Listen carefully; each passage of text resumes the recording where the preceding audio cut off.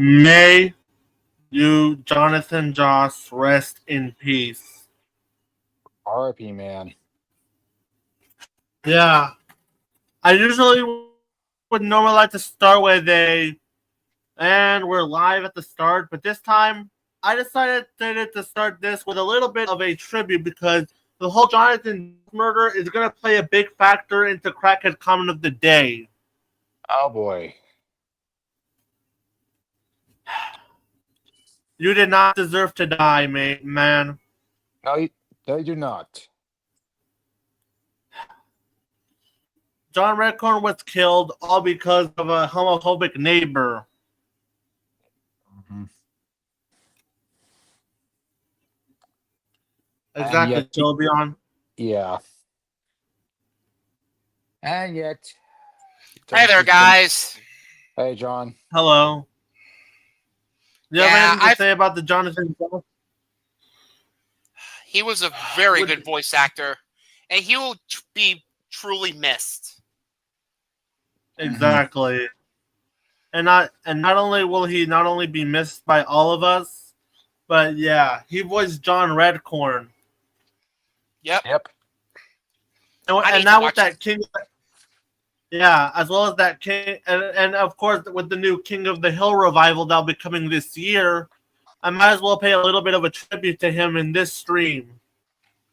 Sorry, but I got my dog out. Hang on. But I think they should retire John Redcorn since his voice actor passed away. His voice actor was murdered by his neighbor, which is really sad. Sorry, I got mixed up. Since he got murdered, and since idiots on the right wing spectrum, right wing side are pretty much saying, "Oh, it was downplaying his murder." What do you have to say to the guy that murdered Jonathan Joss? Fuck you. I hope his neighbor burns. I hope his neighbor burns in hell. And the fact that there are some stupid people trying to misrepresent his death makes me sick and angry. Especially from the right-wing channels. Yeah, fuck them. Yeah. Would you want this guy to be your neighbor? No, I'd rather be neighbors with Peter Griffin than that guy. What do you think, movie and cartoon fanatic? If I was neighbors with him, I would have moved far away from him. That neighbor shouldn't even be around a person, let alone a person of any kind of ethnicity or sexuality or any kind of that stuff. Mm-hmm. Yep.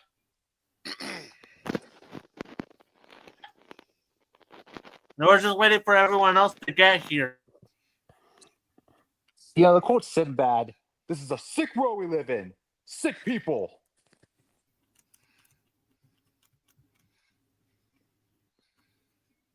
All right. I suppose I should go ahead and show off what I got. All right. All right. Here we go. I'm going to start off with the DVDs. Go ahead. All right, let me. Inglorious Bastard. Not Pulp Fiction. Nice.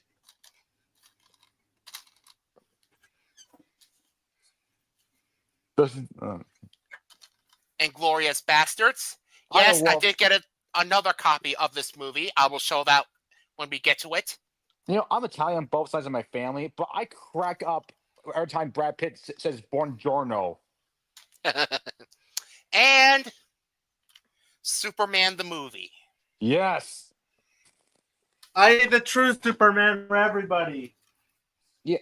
Yes. Hey, Branch Troll, look what I've got.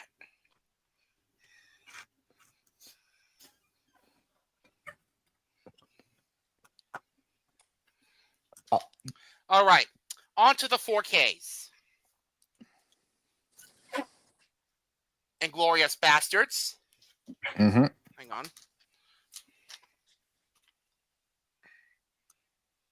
And a copy of it. Yep. Always prioritize physical media. Yep. Hmm. Honora. I still need to watch that. Yeah. Looks really damn good. Yep. If you were And to update, I have the entire Jurassic Park movie collection. Jurassic Nice. Park. Jurassic 1 is a masterpiece. I remember Nice. going to see that movie at a drive-in back in 2020. I saw All it in right. theaters in The 3D. Lost World, Jurassic Park. Not perfect, but still. Jurassic Park 3. Honestly, that's the first Jurassic time I saw it on the Jurassic Park series.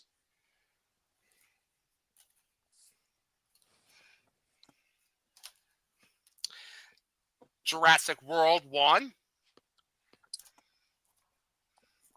That's A solid legacy sequel. yes. Jurassic World Fallen Kingdom. I'm torn on that one. I'm like, this movie rocks. This movie sucks. I liked it up until the ending. I liked it when Eva Sorna blown. And movie cartoon fanatics' favorite Jurassic Park movie, Jurassic World Dominion. Yeah, apparently it's my favorite one. Even though in reality it is only the second worst Jurassic Park movie, only behind 3. Oh, then this is your new favorite movie. Oh, laugh. All right. It is, lol.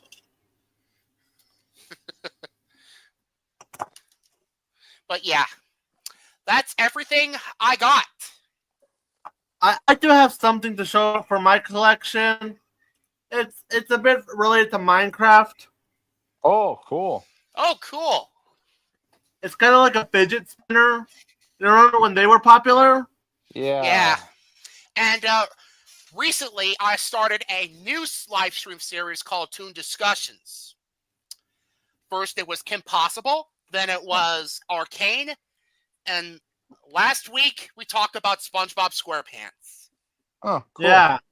There are some other ones we'll be also later talking about. Like I think the second one, I think I might do one on Tom and Jerry or regular show, whichever one comes to mind. And then on Monday, we're gonna be talking about Batman the Animated Series. Excellent. I still need to watch that. I've only seen a handful of episodes, but I can go on and on about some of them, like Heart of Ice, the Baby Doll episode, and oh man. And then after that, we'll be talking about Phineas and Ferb. Oh, cool. And then after that, Superman the Animated Series. Oh, I actually own volume. I actually own volume 1 of that series, but I gave it away. Jeez, I seriously need to catch up on a lot of superhero content. And in a future Toon Discussions episode, we'll be talking about The Simpsons. Yeah, we're also going to be talking about Transformers G1. We're going to be talking about Garfield and Friends. We're going to be talking about how South Park. And on July 28th, we're talking about Family Guy. Oh boy. Anyway, with that out of the way, I think it's time for my pickle of the show. Go ahead. My pickle of the show is Winnie the Pooh, Blood and Honey. Oh yeah, we can rip that. Fuck that movie. One of the worst horror movies that I've ever seen in my life. Yeah, this is my new second worst film of 2023, behind Five Nights at Freddy's. Honestly, I'd rather take Five Nights at Freddy's over Winnie the Pooh, Blood and Honey, because at least I could see the film appeasing a FNAF fan, and at least I could call it a technical movie. The Pooh, Blood and Honey can qualify. All right, the story is ridiculous. You have Winnie the Pooh and Piglet as serial killers. And in one flashback scene, it is mentioned that they literally eat Eeyore. Everything bad happens to Eeyore. Why does What was I that saying? happen to the donkey? Wait, this could be a Legend of Disguise. At least we know to see him getting turned to a ugly killer thing. The screenplay and directing by Reese Frake Waterfield is atrocious. Yeah. And you know what the worst part is? They're making a freaking horror universe out of this. Oh my I- god! I TAWcast, stopped have you ever- after Winnie the Pooh Blood and Honey 2. I'm not interested in watching any more in this universe. And Wait, they're making you it- watched Blood and Honey 2? Yes, Oh. last year actually, because I heard it was actually better than the first movie, and it's better than the first movie. But It's I'm just not a saying very good movie. You know the worst part is? They're making an Alice in Wonderland horror version called Alice in the Mad Hatter. First off, we already have a horror version of Alice in Wonderland. It's called American McGee's Alice. That's a good game, and fuck you, EA, for not putting this on modern consoles. Seriously, you want money? Put your old shit on modern consoles. You get money. Yeah! It's The acting is atrocious. None of these characters, none of the actors and actresses give out a good performance. All their performances is atrocious. Especially when it comes to the actor that played Christopher Robin. oh boy. The cinematography is atrocious. The lighting is fucking awful. You cannot even see a goddamn thing. Like, yeah, like you can't even see like kills because they're either way too close or way too dark. Oh, and speaking of the kills, almost all the victims that get killed off in this movie are women. Oh boy. Sexism. Like, there's literally a scene where Winnie the Pooh takes the top of a woman. Honestly, I could see the anti-woke crowd being okay with this one because of reasons. The Oh, by the- pacing and- is. Oh, sorry. What were we gonna say? Oh, let me remember this. In the case of Winnie, the other problem is that it takes this movie way too damn seriously. Oh, It's a movie about Winnie the Pooh and his friends killing people. Why are you taking it so seriously? Exactly. That's just ridiculous. It's like I'm not expecting Shakespeare. I'm thinking something stupid. Oh wait, what am I saying? This film just couldn't even give me stupid entertainment. This movie doesn't even give us that.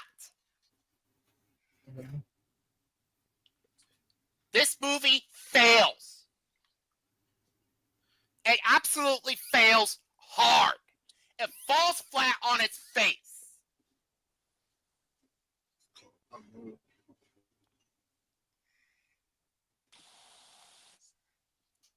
It falls flat on its face. It's the worst movie of 2023 in my book. For me, It's a Flash.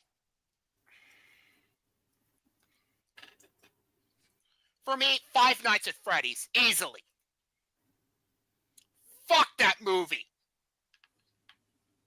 Fuck that abomination to hell and back. The only thing I can hope for is the sequel to at least be better than the at least. All right, let me show you something. Hold on, give me a minute. Let me see if I can. Look at that. Better. Hold on.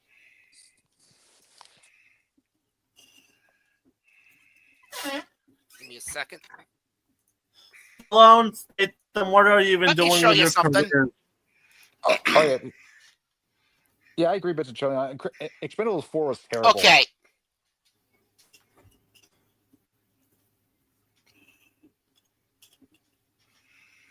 All right.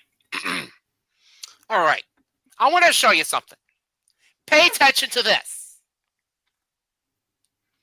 Pay attention to these costume designs. They're not convincing. No. How do you even call these guys Pooh and Piglet? It sounds a little more. It looks like It was something you could buy for $5. A costume for $5.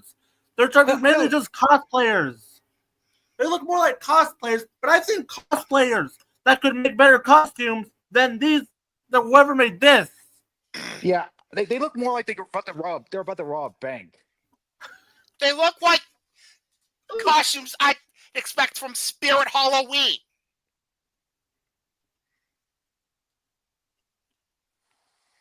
These look like Spirit Halloween costumes. Yeah, that's not fair. Spirit Halloween costumes have more effort into them.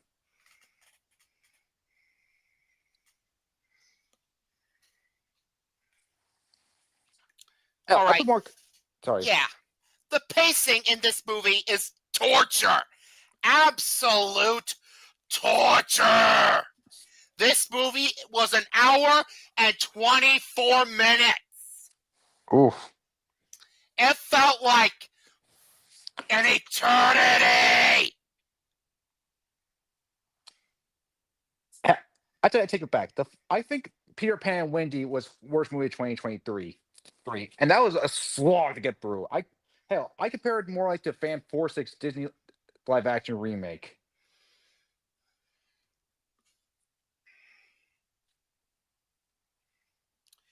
That ending can go fuck right off. Yeah, that wasn't an ending. It just stops. The opening scene was just wasted. Mm-hmm. So yeah, Winnie the Pooh, Blood and Honey is my pickle of the show. Fuck this movie, and fuck you, Reese Frank Waterfield. Yeah, and also fuck you for literally harassing critics, particularly Cody Leach. Wait, he actually did that? You harassed him on Twitter. Hello, what did I miss? My pickle of the show was Winnie the Pooh, Blood and Honey. Oh, that film. That is one of the most soulless movies I've ever seen. And the worst part is they're making a cinematic universe. Mm-hmm. We all owe, you know what? I'm going to say it. We owe the Sonyverse an apology. I thought we owe the Dark Universe an apology. Yeah, and the Dark Universe too, but the Sonyverse, like, at least it stopped. But here, we're getting all the more. Heck, the DCU is a better universe than this universe of characters. Yeah. Yep. And it's not even being creative. Like, it's just taking these IPs and being dark and violent and bloody just for the sake of it. Nothing creative. Slashers. Hey, you want to see a better use of a public domain horror? American McGee's Alice. Mm-hmm. Heck, there is this game. I forget the name of it, but it's this indie game. The art style is influenced by that of Dr. Seuss, but it has Lovecraftian themes, Lovecraftian influence. All right. My treasure of the show is Jurassic Park. Woo! Yeah. Fantastic movie. Mm-hmm. Yeah. Absolute cinema. Yeah, the drive-in experience will always be remembered. Mm-hmm. Wait a minute, I need to do something first. Yeah. Remember, movie cartoon fanatics Jurassic Park movie is this. Absolute cinema. Cinema. I had to do it. All right. But yeah, no flaws with this movie. Well, Story very unique. The screenplay, excellent. The directing by Steven Spielberg, nothing short of excellent. The acting is fantastic, especially when it came to Jeff Goldblum of Sam Neill, Laura Dern, and B.D. Wong. Mm-hmm. It's kind of funny how Shang was the one who created the dinosaurs. Yeah. You could use that Mulan. Yeah. I'm sorry, I think it. The effects are nothing. The CGI and visual effects are nothing short of spectacular. These dinosaurs looked so real.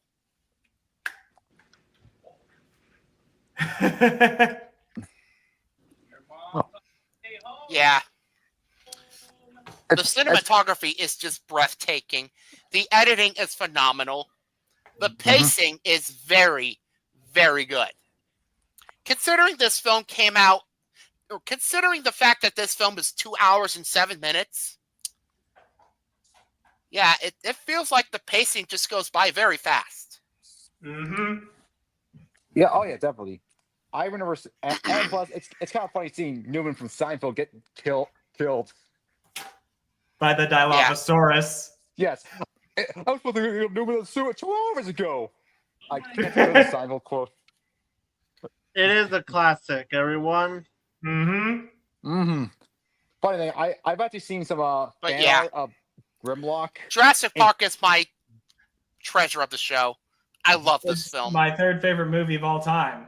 It is the best. Right after Vampire Hunter D. Bloodlust and Princess 2006. All right. Oh boy. Now, I'm gonna show off this thing first before I do crackhead comment. Let me see if I can find it. Let's see. Let's see if I can find it. Take your We're time. going to get very serious here with crackhead comment of the day. Yep. Oh boy. Yeah. But before we do that, let me see if I can find it. There it is. This is not the crackhead comment of the day. That's coming up next. Yeah. Look at this. Again. Hypocrite. Look in the mirror. Again, Yeah. Vampire.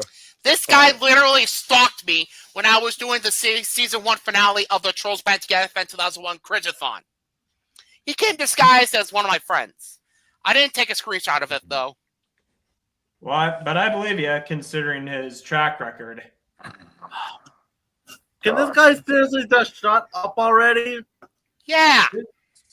Just give it up. You've already lost. What? Oh, my God, you're still talking. Mm-hmm. You know, So now that we got the side out of the way, it's time for Crackhead comment of the day. This is the one. This is, as we stated earlier in the stream, Jonathan Joss died earlier this week. Mm-hmm. yeah, it was a rough week for all of us. Yeah, he was murdered by his neighbor. And yeah, And what was infuriating was he the did law not deserve enforcement. to die. Yeah, and what was infuriating the law enforcement. What was would you do originally- if you met that neighbor in real life? Punch in the face and rip his balls I would off. I would move away from him. Of course, it was hard because Jonathan lived in his childhood home. That his home was his childhood home, and what was infuriating was like him and his partner voiced multiple complaints against this neighbor, and like 60 times in the past 2 years, law enforcement and the government didn't do anything. Of course. When they were retrieving mail from their house, they found like the skull of one of their dogs on the mailbox, and he and Jonathan died protecting his partner. Good God. And the fact that the law enforcement were saying, "Oh, this wasn't a hate crime," and I should note the guy is on house arrest with firearms prohibited, but the fact that he got bailed out of jail. Oh shit! I didn't realize. I wouldn't, and like they were saying, "Oh, it was not a hate crime. There was no evidence." There was overwhelming evidence. It was a hate crime. He was called homophobic slurs. He had a gun pointed at him prior. Like there was all this stuff pointed out. Like there was this archive reel of him testifying of all the crap he had to experience prior. And law enforcement, they had the evidence to take action, but didn't do anything. I can't make a comp. I was going to compare him to the cops to Chief Wiggum and Joe Swanson, but you know what? No, that would be an insult to those two characters. Yeah, they're better cops than them. Ugh. So yeah, all right. I'm gonna be showing 3 particular people here this time because I can't let this go. Share screen. First one up. Is it Matt Walsh? I really do hate the video. Well, we'll get to him later, but first, This, I'm gonna say right now, I despise the Vivzy victim so much. Any proof that I despise of how awful they are? Here's this one to show you. All right, I'll read it out loud.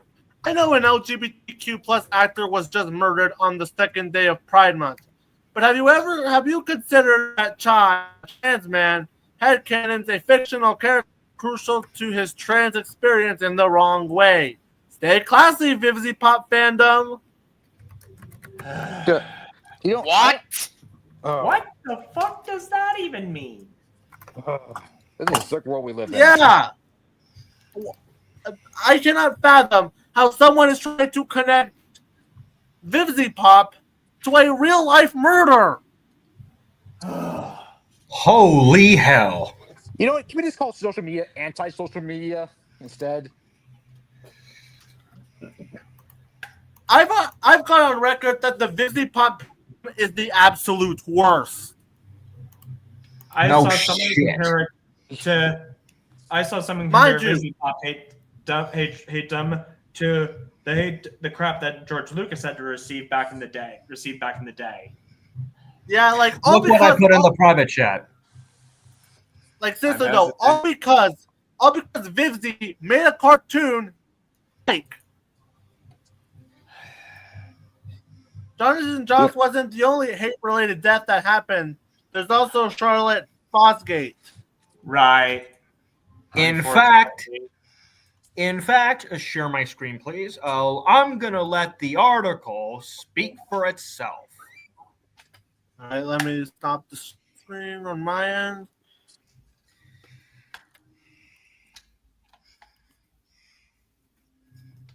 Massive yeah. outpouring of grief after missing trans teen Charlotte Fosgate confirmed dead by police. LGBTQ+ communities across the US and beyond have shared emotional tributes to missing 17-year-old transgender teen Charlotte Fosgate after her body was found in the Willamette River in Oregon. Content warning: this article addresses issues such as self-harm and suicide. Reader discretion is advised. Charlotte Fosgate was first reported missing how by long her is the family on May article? 1st, and after that, on May 4th, officials from Oregon's Clackamas County Sheriff's Not Office long. put out a missing persons report asking for help in locating her. Rolling Stone I think we reports should that just her boil it family down to thought certain she might be things. suffering from mental health issues. Mhm. Charlotte was a well-known and popular member of the Sonic modding community where she went by the username not as long as Charcoal. it should. Her last post on X, formerly Twitter, was taken on a bridge and showed a picture of the Portland skyline with the words "It's a pretty view" and one more tweet, "Long way down." On May 27th, tweets began to circulate stating that she had been found dead. On May 31st, Clackamas County Sheriff's Office confirmed the news in a press release titled, "Missing Teen from Oak Grove Located Deceased." The grim update put an end to weeks of desperate searching, much of it coordinated online by members of the LGBTQ+ community. A public Facebook page dedicated to the hunt for Charlotte was renamed Remembering Charlotte Fosgate after her death was confirmed, with police stating they believed it to be suicide. In the news vacuum between the missing persons report being circulated at the start of May, and news of Charlotte's death being confirmed at the end of the month, internet trolls began to take an interest in the case, mocking and belittling Charlotte and those who were searching for her. Her Fuck final Twitter. tweet, the image taken on the bridge, was flooded with cruel replies and vile transphobic statements. "A child took her life and the comments are full of right-wingers mocking her death," said one user. "Conservatives are genuinely Excuse me for such a second. disgustingly cruel, depraved monsters. It makes me sick," they continued. "We really only have ourselves." However, LGBTQ+ communities across the internet have banded together to counter the hate-filled attacks, making digital memorials where people can leave their positive memories and good wishes. Rolling Stone spoke to several people involved in making these digital memorials to Charlotte Fosgate. One person said, "Since the trans community is so small and there aren't many people who care about us, we really only have ourselves, and when that number lessens, it really hits hard." She was only 17. "That's a year younger than me, so that hits close to home." A trans girl named Luna posted a tribute to Charlotte on Reddit, encouraging others to leave their own blessings, memories, and thoughts in the comments. I wanted her to be remembered in a positive light. I hate how so many suicide victims end up just being another number to people. It's dehumanizing. I want people to remember that there's a name behind those numbers. It's okay to be hurting. It's okay to feel lost, confused, or sad. What matters most is that you don't carry it alone, a family friend wrote on the Remembering Charlotte Fosgate Facebook page. If you are struggling with your mental health or have heavy feelings you don't understand, please speak up. Talk to a parent, a teacher, and there are people who care deeply about you. Charlotte's life mattered, and so does yours. Suicide is preventable.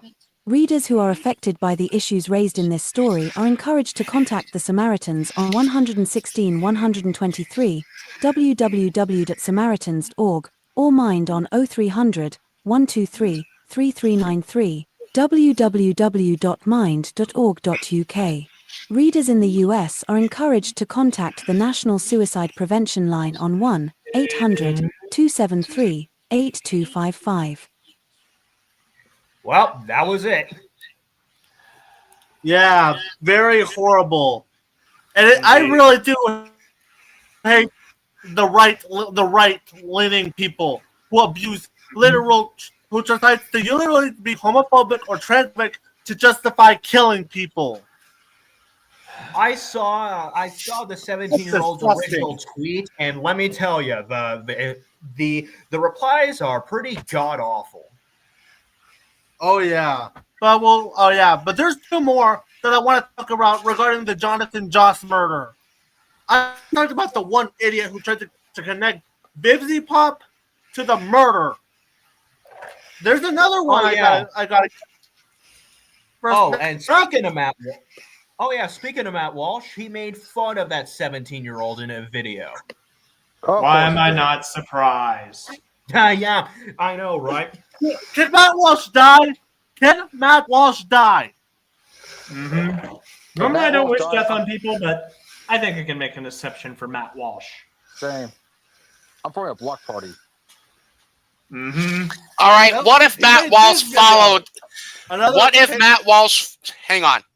What if Matt Walsh followed you on social media? I block his ass. I'd give him a piece of my mind. Block him. Block him. What if he tried to come into your live streams? I'd report his ass and ban him. Matt Walsh, you are an evil piece of shit. Mm-hmm. Yo, has anyone heard of Stone Toss? Nope. Well, let's just say he is a comic book artist that also made fun of this 17-year-old. Good God. Exactly. Passionate Geek. I do not have any words for how horrible this story is. We also need to show that if you are a homosexual or trans, this is you, not who these people want. Mm-hmm. Mm-hmm. And Matt Walsh, you are terrible. What the hell is wrong with you? I honestly feel so angry after hearing that.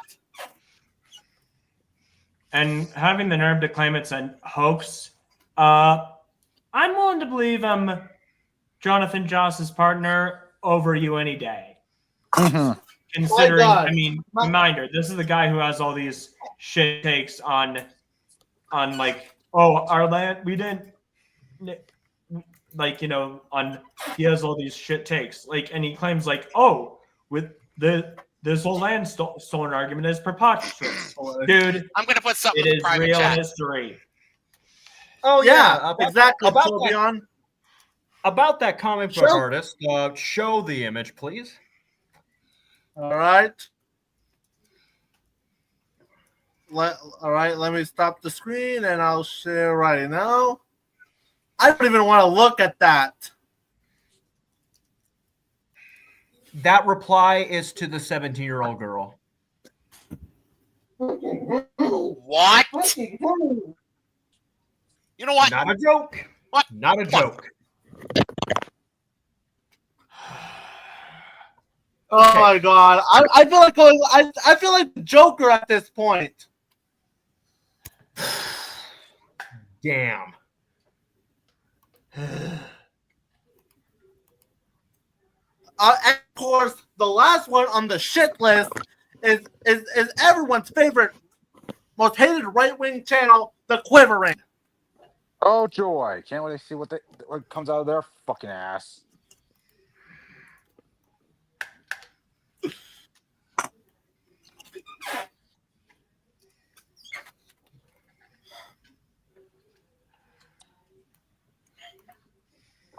Here, all right. Here's oh crap. Stop sharing. Sorry, wrong one. Let me get that one on Discord. You'll talk among yourselves in the meantime. Okay. All right. All right, Ian. Before I show The Quivering, because we need to keep talking about the situation and call them out for who they are. Indeed. It makes me sick that there are living right-wing people who not only who enjoy all this nonsense, but take pleasure in doing so. Oh yeah, the actor Rob Schneider is also right-wing. Yeah. Well, not surprising for a Razzie Award winner. And someone who would... I hate Rob Schneider. I really do. I wouldn't be surprised if he takes pleasure in making fun of that young girl. I wouldn't be surprised at all. I'm punching him straight in the face. If he does that. I'm usually the nice guy. All right. I don't get time to show this one on Discord to make it easy for all of you. I do hate reactionaries. I really do.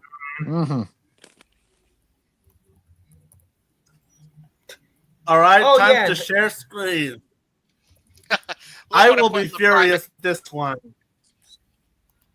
Would you want Matt Walsh to make a cameo appearance in a Star Wars movie? Hell no. No. What do you think? Hell no. I'd rather have Ray back. Nuh-uh. Nuh-uh. All right, here's what The Quivering said. Everyone claiming that Jonathan Jones was shot in cold blood over quote-unquote homophobia might want to read this from the neighbors.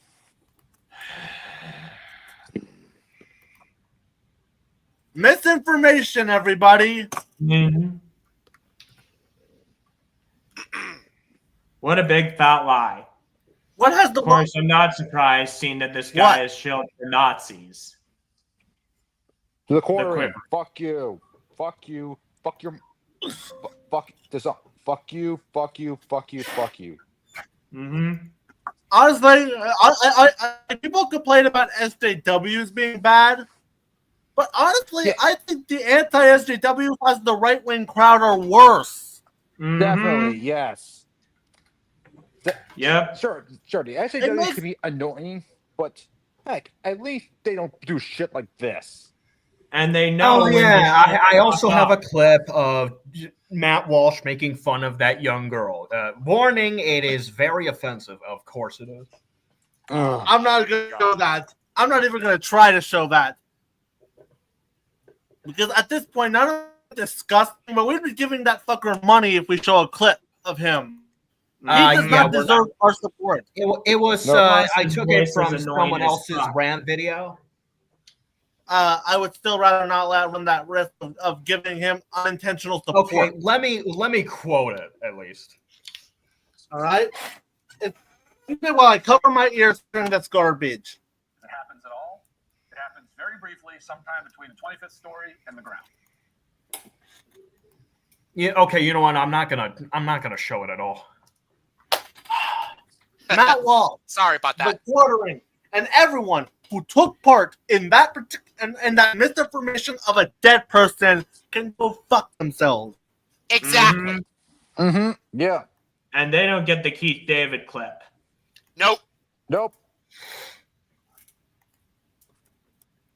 all the people who are on the right-leaning side of the internet and who are still doing it, everyone, I mean, hacks like the Critical Drinker, Nerdrotic, Mahler, y'all are Outpost. awful.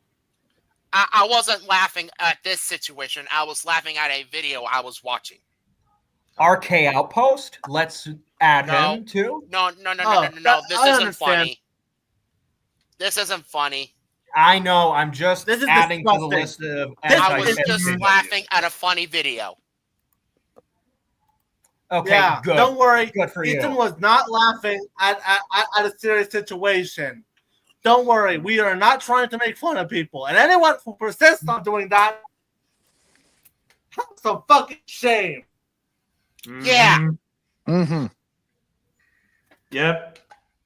At this point, out of here. This discussion is done. If you continue doing this, we're blocking you. You're all blocked if you actually think this is okay.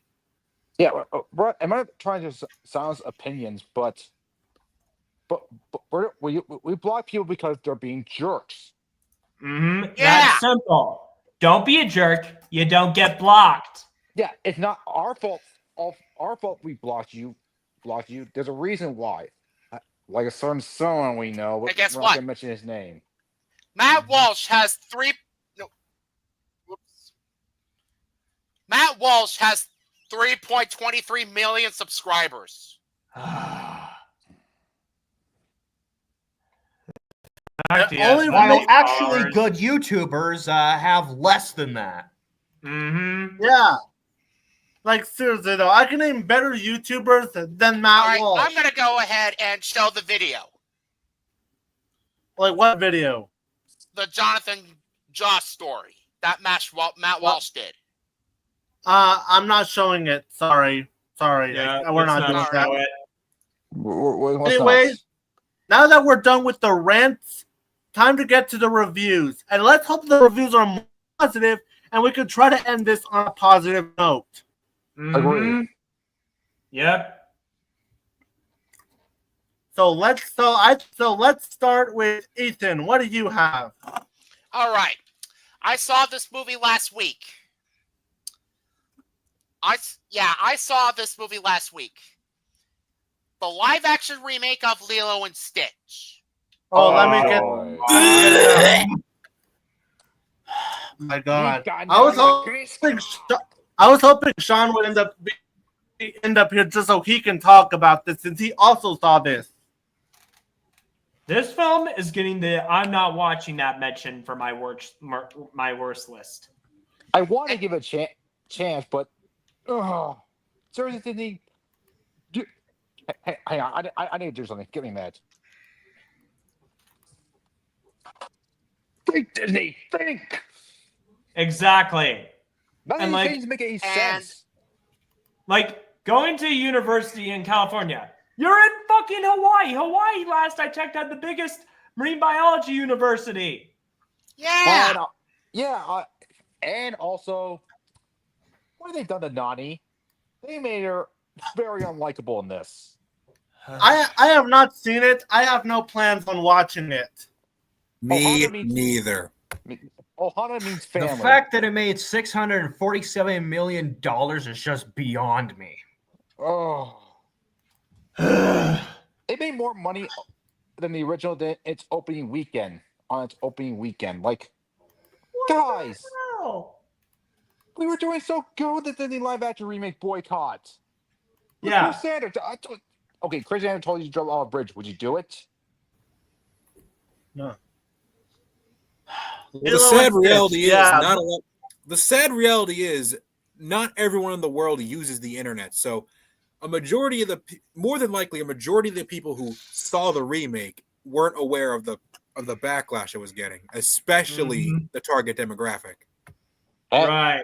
Yeah, of course. As long as we hate the movie respectfully and don't end up like DS Station. Of course. Yeah. You're absolutely right. All right, I do have two positives. Stitch himself, as well as Jumba, look really good. Yeah, of course. And I did laugh once. Of course. Excuse me. So Sean is about to enter the stream, and of course one of us has got to leave for a little bit. Not me. So Thad, I think you might want to go for this one. Sure. All right. Thank you. All All right, Sean. Sean is ready. Hey guys. Hey there, Sean. Up, Sean. Yep. I saw this movie in theaters with my mom on the 25th, and the day before I watched the original to prepare for what this remake had in store, and this remake is very bad. Yeah, no shit. Is it the worst movie you've seen this year? Like so far, I haven't really seen a lot of movies from this year in specific, but I can say for certain, it's definitely worse than the Minecraft movie. Like the Minecraft movie is at least a so bad it's good kind of movie. Well, and it's a better family movie than Lilo Stitch. Seriously, Natalie is probably a better, bigger sister than Nani. And oh god! But yeah, Basically, the best way to sum up the problem that I have with the remake, is that the movie very much feels like it was made by someone who not only didn't like the original Lilo and Stitch, but it was made by someone who actively hated the original Lilo and Stitch and wanted to get rid of it, wanted to destroy everything that it did. Mm-hmm. And the director gave us Marcel the Shell with shoes on. What the heck, man? Here's my theory. I was about to say that. All right, Maybe it was a all right. Let me pretentious continue. maybe it was a pretentious decision by Disney. Yeah, I'm gonna go ahead and movie was made continue. by committee and not the director. Like they just hand them the scripts and say, okay, direct this. We do all the work. All right. The story is just a badly done version of the original. Of The course, it is. screenplay. Exactly. Oh my god! It is one of the worst screenplays of the year. I don't know. I see The until acting dawn. is atrocious. Yeah. Basically, the problem with the acting in the movie is that Nani, the one who's who's doing Nani, she sounds like she doesn't even want to be in the movie. Like a lot of the scenes, she just looks so annoyed most of the time.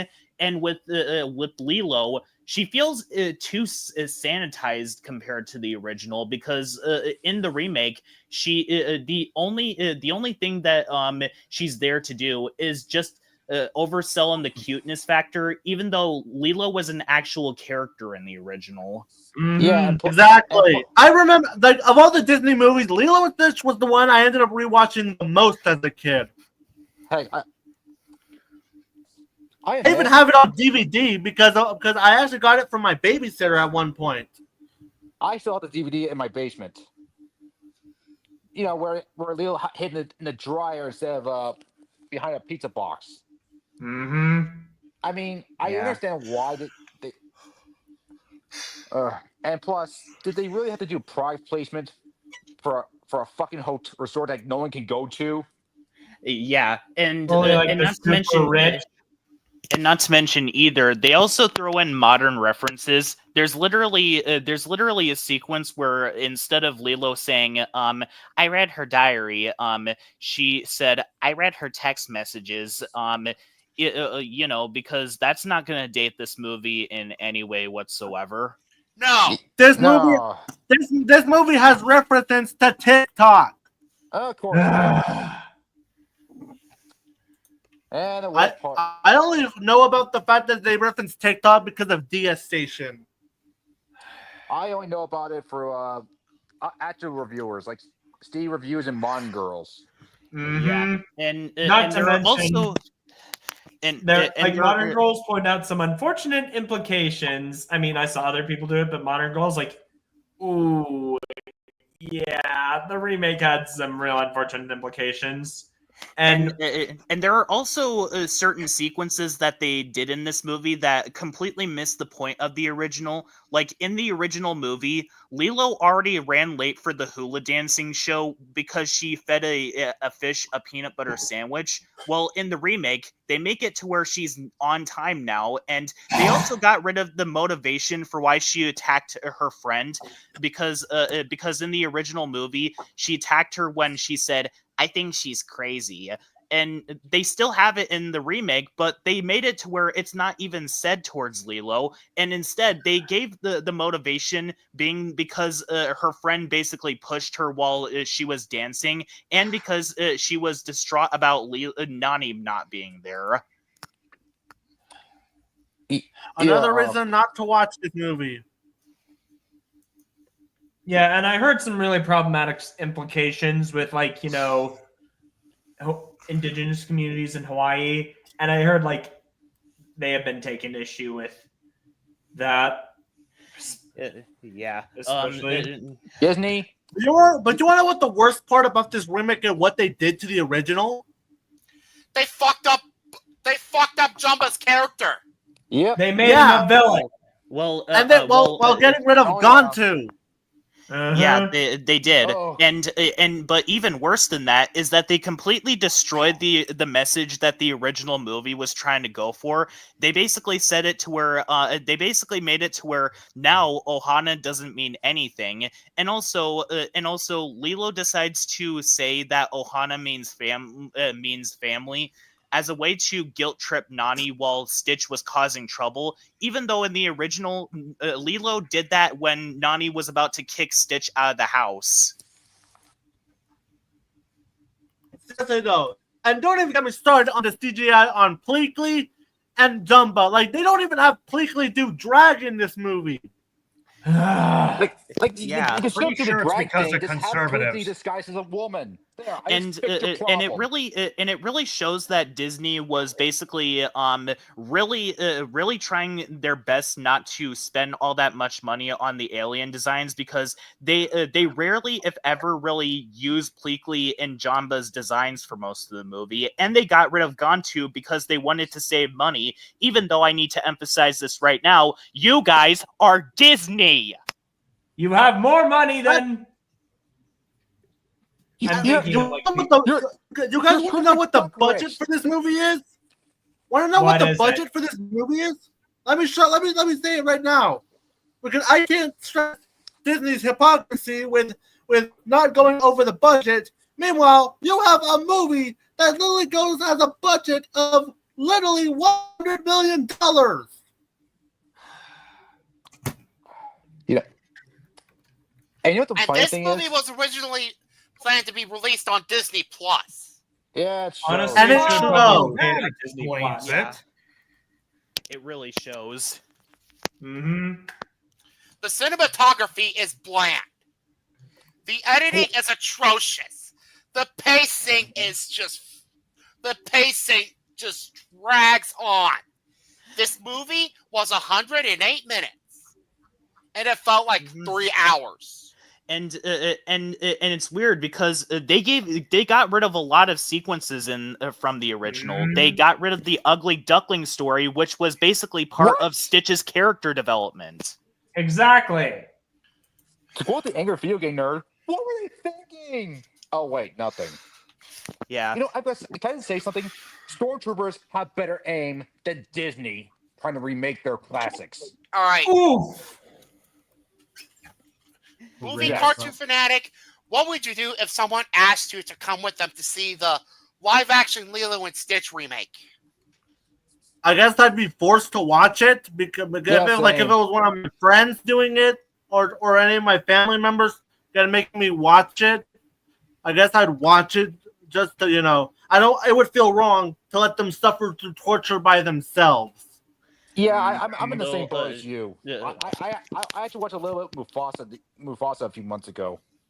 Although I would recommend that if anyone was to basically watch this movie because of a family member asking if they want to go see it, I would recommend rewatching the original movie first, because this movie will do nothing but taint any memories that you had with the original.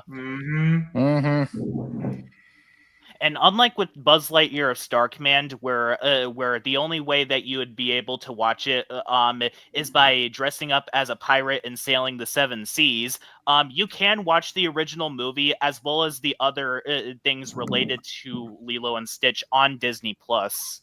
Oh, sure. You're both. Yeah, I'm actually watching this series, and they're bringing back the Disney Channel too on June 26th. Oh boy, those Martin kids are gonna be so confused when they see the Recess Gang, the Hashtag not my nanny. And last but not least, the biggest slap in the face of them all. The ending of this movie is absolutely atrocious. Like, in this ending, they decided to pull a Ralph Breaks the Internet and Toy Story 4. Don't forget Frozen 2. Yeah. Oh, God. Fuck you, movie! What is with splitting up duos? I can understand Batman and Robin splitting up because, each Robin goes their different path and stuff, but not Disney characters. Yeah, basically, like this utterly misses the point of the original movie. Like, the original movie ended with Nani being taking custody of Lilo, and the aliens are part of her family now. And plus, even ignoring the original, this makes the entire goal that Nani was trying to go for throughout the entire throughout the original movie completely pointless because she loses Lilo anyway. Hey, here's an idea. Let's have a film where let's do a remake of the Lorax, but instead of giving the kid the seed, let's destroy it. That's perfect because the world's fucked anyway. That's the only thing that would have made the 2012 movie worse. Yeah. So yeah. 2 out of 10 or D. For me, this movie is a 3 out of 10. Yeah, like is it worse than Snow White? Oh no. Yeah, it's not. It may not be worse. Snow White is still worse to you. Yep. No shit. But currently, this is currently Ethan's third worst movie of the year so far. Yep. Honestly, to me, my worst movie of the film was Until Dawn. Though and you'll get a chance to talk about that. For me, Yeah, skip Lilo and Stitch and go watch a much better movie. Go watch something. Go watch Mission Impossible 8. Heck, go watch Stitch Has a Glitch. Go watch Leroy and Stitch. Go watch Stitch the movie and even the TV show. Just anything other than this. Yeah. Anything but this. Yeah, not only so because we want to make sure that these movies bomb, so that way Disney can get the memo that no more is no more. We do not want any more bastardizations of our beloved classics. And instead, and Disney, instead of simply doing a shot-for-shot remake of your original of your movies, how about you do a direct adaptation of the books, so that way you can actually have your cake and eat it too? Because a problem that a lot of these remakes have is that they don't know if they either want to be like the original or if they want to be their own things. Yes. And actually, here's an idea. Watch your movies, take notes on what to do right and what not to do, and follow the what to do right and not the wrong list. You morons. And so instead of watching Lilo and Stitch, go watch a better movie. Go watch Thunderbolts, which we will actually talk about right now. Yes. Yes. I love this movie. So I actually went to a fan screening of this on May 1st, and Julia Louis-Dreyfus was there, and yeah, I actually shouted, "Do the dance." I'm going to talk about this movie. I love this film. Now, my only complaint is that my only two complaints are that the pacing can be a bit rough at the second half, and then some of the humor doesn't land. But otherwise, this was a great film. Mm-hmm. Yeah. Oh yeah, The definitely. screenplay is very good. The story's very good. The acting is good. It's very well shot. It's well paced. Most of the actions, the action sequences are very fun to watch. Yeah. Oh yeah. Most of the pacing and humor works. Yeah. So yeah, but I think I'm gonna give this film a 9 out of 10 or an A-. Mm-hmm. I watched this movie and I really liked it. This is basically Marvel's version of Suicide Squad, except it's much better than that piece of shit David Ayer brought to us. Sorry, Sniper. And I'll say this. I wasn't really expecting much from this film until Me neither. Like it's just some guys who the only person who had powers was Ghost, and I kind of knew Taskmaster was going to die. Spoiler alert. Of course, that was Tino. In my opinion, I'm actually okay with getting fridged. All right. In my opinion, this is probably my second favorite MCU movie post Endgame, second only to No Way Home. And I really like the chemistry between our Suicide Squad. I like seeing the development and the themes of guilt, depression, and practically, and yeah, like we actually see Florence Pugh's let me remember her character if I remember this right. Elena. Elena. We actually see Elena's thoughts after the events of Black Widow. But the one character of this movie that propelled it from an enjoyable movie to probably to a great movie is one character, Sentry. Mm-hmm. Yes. Let's just say done right. Yes. Yeah. We actually see his struggles, and let's just say when we got to the climax, I actually felt something personal watching it. Mm-hmm. Yeah. You know what? It felt different. It's not just a big CGI monster that they had to fight against. Yes. Yeah, or that stupid portal in the sky. He's got sky beams. You know what? And It's void, and it's basically a combination of pretty much all your worst nightmares and all the guilt you've racked up so many times. And not just and this movie does hit me on a very personal level, which is not something I expect an MCU movie of all things to actually do. But we actually have an MCU movie that I could actually relate to on a personal level. Yeah. Yeah, I understand. We all dealt with mental issue is something, and it's good marketing they actually released this during Mental Awareness Month. Mm-hmm. Yeah. Exactly. This movie actually treats the subject matter with respect. Yes, exactly, and that's impressive because there were times when they botched certain subjects off, like when Black Widow would in the film Black Widow they would make jokes of things that weren't really cool to joke about. Mm-hmm. Yeah, and one thing that worked was this: there was only one comic relief in the movie, and that was Red Guardian. Because I feel like cases with some MCU movies, there would be more than one comic relief. You know, I love Red Guardian. He's He's my favorite post MCU Endgame character. Mm-hmm. And I gotta say, I love the scene where he actually talks to you, Elena, after he gives him that encouraging speech. There was no jokes, nothing. It was just played seriously. Yeah. Seriously. And yeah, and finally that they knew when to actually keep the movie's tone consistent and not ruin it with stupid Marvel humor like every other MCU can think of. Cough, Thor, Love and Blunder. Don't even get me started on that film. Same. You know what? There was actually one joke that I kind of cringed at. It was when they were driving to the Watchtower, and John Walker pulled out his gun and said, "Yeah, it's big." I was like, yeah, that's just me. But me. It was that's why I just one cringy joke. Yes, but you know, I still didn't ruin the film for me. Plus, I feel like seeing Red Guardian and Bucky in the driver's seat. See, that it kind of reminds me of that What If episode. I think that was like a I am taste here of. for Razor Rex.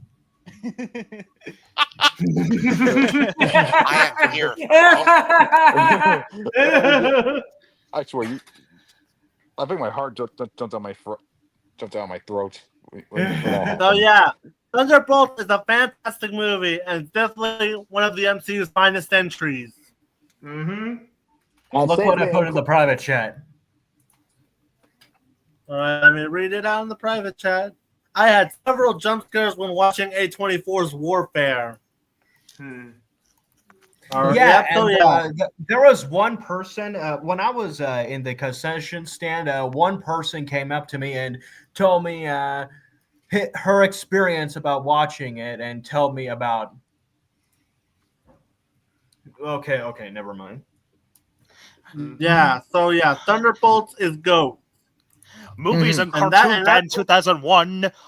Why do you keep on talking about me in your server? Because you, Diaz, are a rich human that deserves to be made fun of for all of eternity.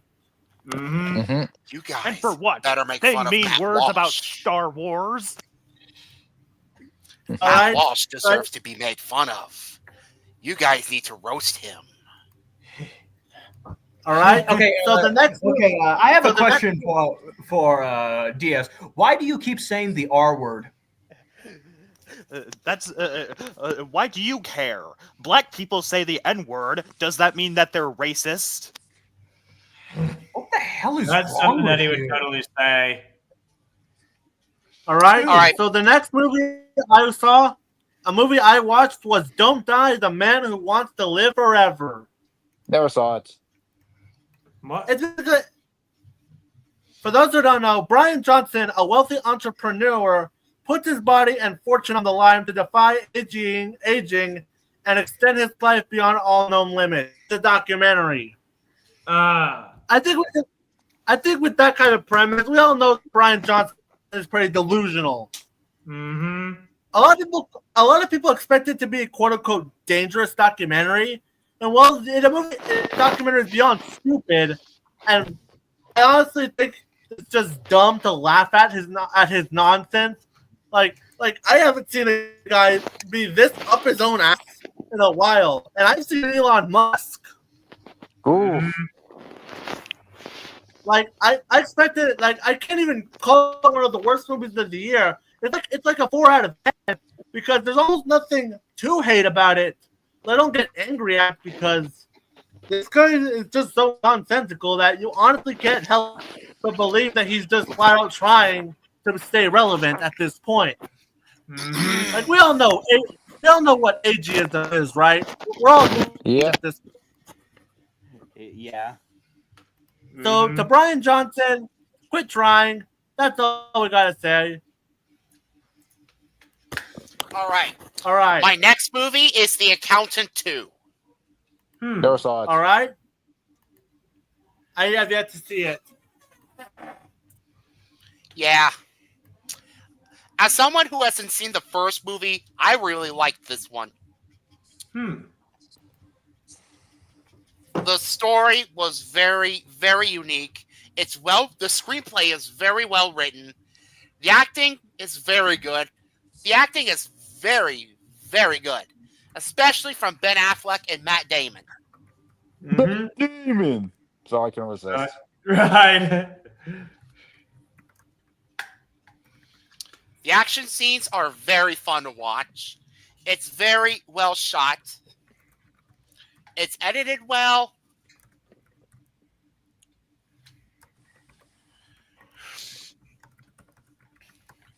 Now, for issues, the pacing is very rough in the first half. And some of the editing choices can be meh. But otherwise, and that ending was a bit rushed. But otherwise, I really enjoyed it. 8 out of 10 or B+. or 8.5 All out right. of 10, or 8 out of 10 or B plus. My All next right. movie is Final Destination Bloodlines. I saw that too. I haven't seen it yet. I need to see all the Final Destination movies. I just finished the 5th one today. As a film, as the 6th installment in the Final Destination franchise, this is by far the best. I've heard that. I've heard. The story, very unique. Screenplay, excellent. The acting, excellent. Mm-hmm. Especially from the late Tony Todd. May he Yeah. rest in peace. That scene with him, it hits hard considering the circumstances. Yep. I still need to watch this film, so I just gotta wait till it comes on DVD or something. All right. The movie is very well shot. Mm-hmm. It's well edited. The kills in this movie are just brutal. Oh yeah. Yeah. Honestly, given how I watch all 5 movies, sorry. The pacing is it's well paced.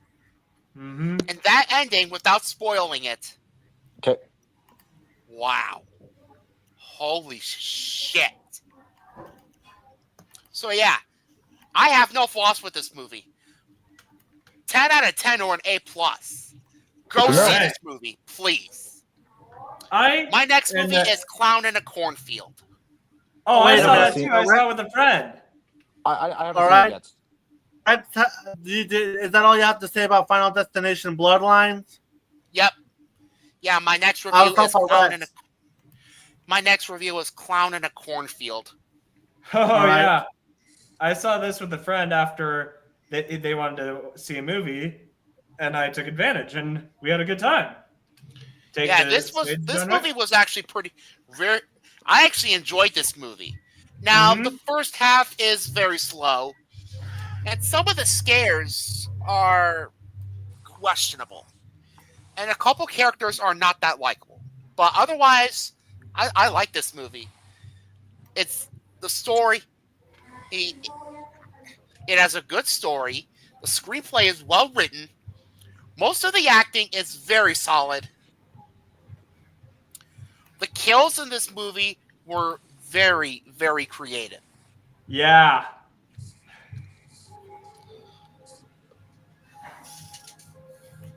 The cinematography is very good. Mm-hmm. It's well edited. The pacing in the second half is very strong. And I really like this movie. 7 out of 10 or B. Mm-hmm. I'd give it the same rating too. All right. My next movie is Mission Impossible: The Final Reckoning. Yes. I saw this one as well. Woo! I'm gonna put some in the live chat. Give me a second. I went to see this movie, and while it's not as good as Fallout or even Dead Reckoning, because I will admit the first half was kind of slow-ish. Like maybe that could be attributed to the fact that I went to go see the movie at an early showtime, and I was still trying to be asleep. All right, I put it in the live chat. Go ahead and highlight that. Because families that. Can we keep that comment highlighted for the review? Sure. Yeah, sure. Sure.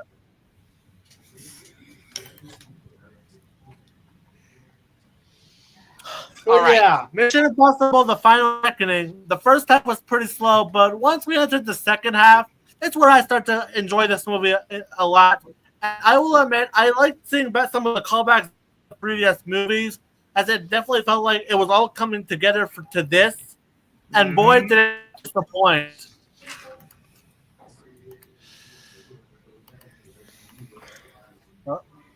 Yeah, and honestly, this is actually a pretty good good send off for Ethan Hunt's journey throughout 29 years. Yeah. And again, look at the comment. Families. I still can't believe that and go see Lilo and Stitch. The reason as to why it's made more money is because of the fact that Disney likes money, and they like cashing in on their franchises. Mm-hmm. Yeah. All right, my turn. This was a very, very satisfying conclusion to the franchise. For sure. The first half was very slow, but picks up right in the second half. The story, very engaging. The screenplay is excellent. The acting, especially from Tom Cruise as Ethan Hunt, is fantastic. The action sequences are just... The action sequences and stunts... Holy shit. The Tom Cruise franchise's tradition. Mm-hmm. Yep. Mm-hmm. The cinematography is very, very good. It's well edited. I've already mentioned the pacing. That ending was a very, very good send-off. Yes. So yeah, folks, 9.5 out of 10 or an A. Mm-hmm. Nice. Yeah. Let's hope. But that success won't last for long for the distributor, because the next movie after that, oh, good Lord. Yeah, and also we need to also talk about another thing, and it's a bit of its underwhelming reception, because Paramount made the quote unquote brilliant idea to release this movie at Cannes. Yeah, you know. What if they released Lilo and Stitch at the Cannes Film Festival? That'd be stupid. Like Paramount literally chose to make the same mistake as Disney with what they did with Indiana Jones. Yep. At least with Eddington, I can see why, because it's from Ari Aster. Mm-hmm. Mm-hmm. And let's be honest, franchise movies are often not going to be the Cannes cup of tea, since they prioritize some prestigious films that premiere there. Mm-hmm. Mm-hmm. But then again, I'm not surprised Cannes find it underwhelming, considering the fact that they were willing to give praise to Amelia Perez. I like to remind you, that shit got 13 Oscar nominations. And not What if Amelia Perez actually won every single Oscar and Golden Globe? I'd give up on the Oscars right then and there. Honestly, given how the Oscar voters don't even What if watch Amelia Perez won every single award in all the award shows except for the Razzies? Again, I'd give up on award shows right then and there. I mean, then again, the Emmys constantly nominated Fanboy and Chum Chum, as well as the SpongeBob episode Dear Vikings. And of course, Sundance was dumb enough to give Cuties nothing but positive attention. Yeah, we all know that. We all know that.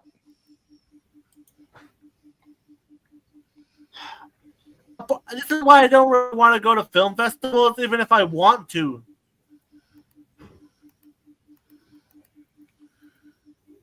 So yeah, that's kind of all we have to add up for Mission Impossible: The Final Reckoning.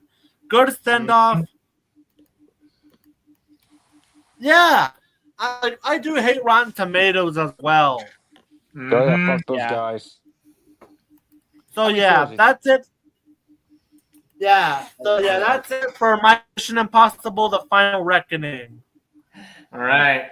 By the way, to answer your question, Janaya, I'm gonna go ahead and say this. What happened? What possessed you to? What possessed you to do those things? I love Kim Possible a lot. Yeah, but we're not going to talk about it. We already have to talk Right. about one depressing situation where people Right. decide to spread misinformation about people. We don't need to have another discussion about that. Right. Mhm. In case you're wondering, Sean, if you watched the stream, it was basically us ripping into right-wing people, literally spreading misinformation about the death of Jonathan Joss. Mm-hmm. I don't think I was there for that. Yeah. We were brutal with these people. Mm-hmm. Mhm. Oh yeah. I saw that one screenshot that video by Matt Walsh. I'm just gonna say this right now. Truck you, Matt Walsh. Mhm. Mm-hmm. But yeah, we had enough about that discussion. Let's get back to the review because we don't want to turn this into a negative stream all the way through. Right. Of course. Alright. All right. So the next one comes from Ryan. Okay, I'm pretty sure some of you have heard of this at the 97th Oscars. Has anyone heard of this as the winner for Best Documentary at the Oscars? Never. No, Oh yeah, I heard about it. No Other Land. Oh, did it man. involve assault? Yeah, where the director was attacked, unfortunately. Holy hell. Now, this is basically a documentary made by a collective that shows the destruction of the occupied alliance, which develops between the Palestinian activist Basil and Israeli journalist Yuval. And holy hell, this was certainly something to get through. And that ending, holy hell. Don't get me started on that ending.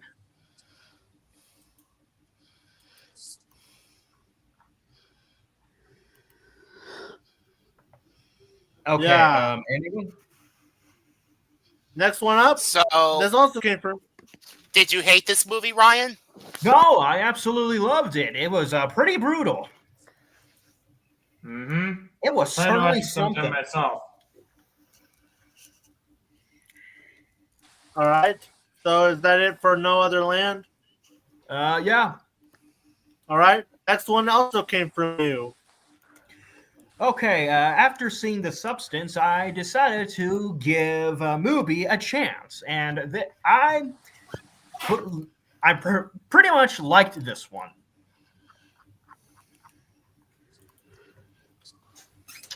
It was a pretty thrilling story. Okay, before anyone asks, yes, I really did like it. Yeah. So, oh yeah, I heard this one also from Mubi as well. I think you must have forgotten most of these April stuff. Yeah, I wasn't there, obviously. But yeah, we will have to help you catch up to speed. Mm-hmm. Okay, let's catch up to speed. All right. Let's get the April ones out of the way first.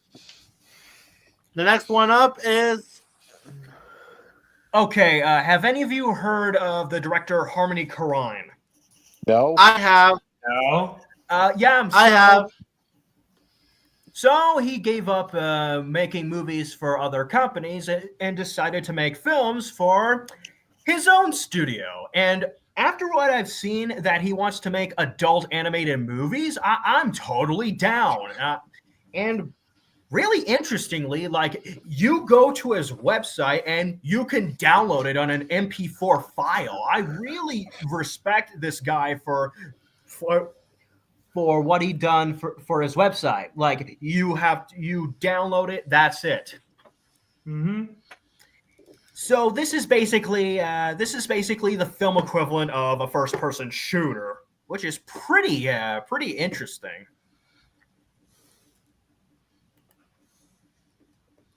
I've heard of the name Harmon Korine because he did direct an NC-17 rated movie. I mean, he wrote an NC-17 rated movie. It was called Kids. Yeah, the NC-17 rating, it no longer applies. they didn't want to use the rating for obvious reasons.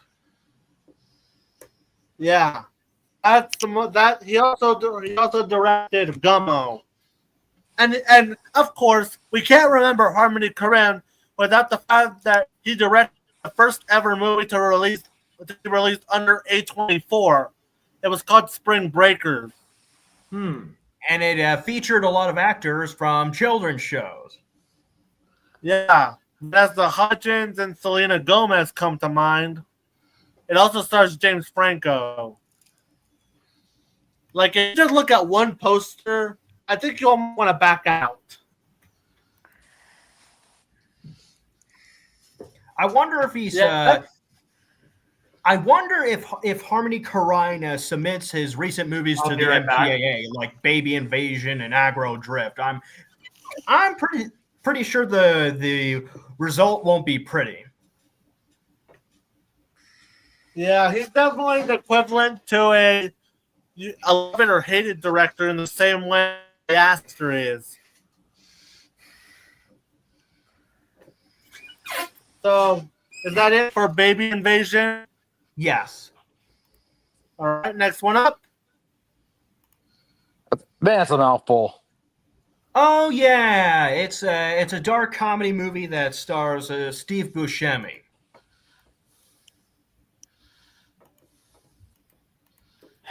So that basically, title it's is about really a struggling really writer in the midst of a divorce and befriends a retired serial killer who incidentally becomes his marriage counselor by day and killing counselor for his next book by night. It was a pretty funny movie. Oh, boy, that's quite a title. It's a damn shame that not a lot of people know about this one. And again, Hollywood prioritizes franchises, and people go see those more. Yeah, it's such a damn shame. People wonder why Hollywood is dying. Yeah, I'm certainly not a part of it. That's because all the creative movies have been bombing hard. Because of the fact that studios are more interested in reboots and revivals than actually creating original ideas. Yep. It's funny. They're like, right. they want original stuff, yet they ignore it. Yeah. Oh, all right. Ryan?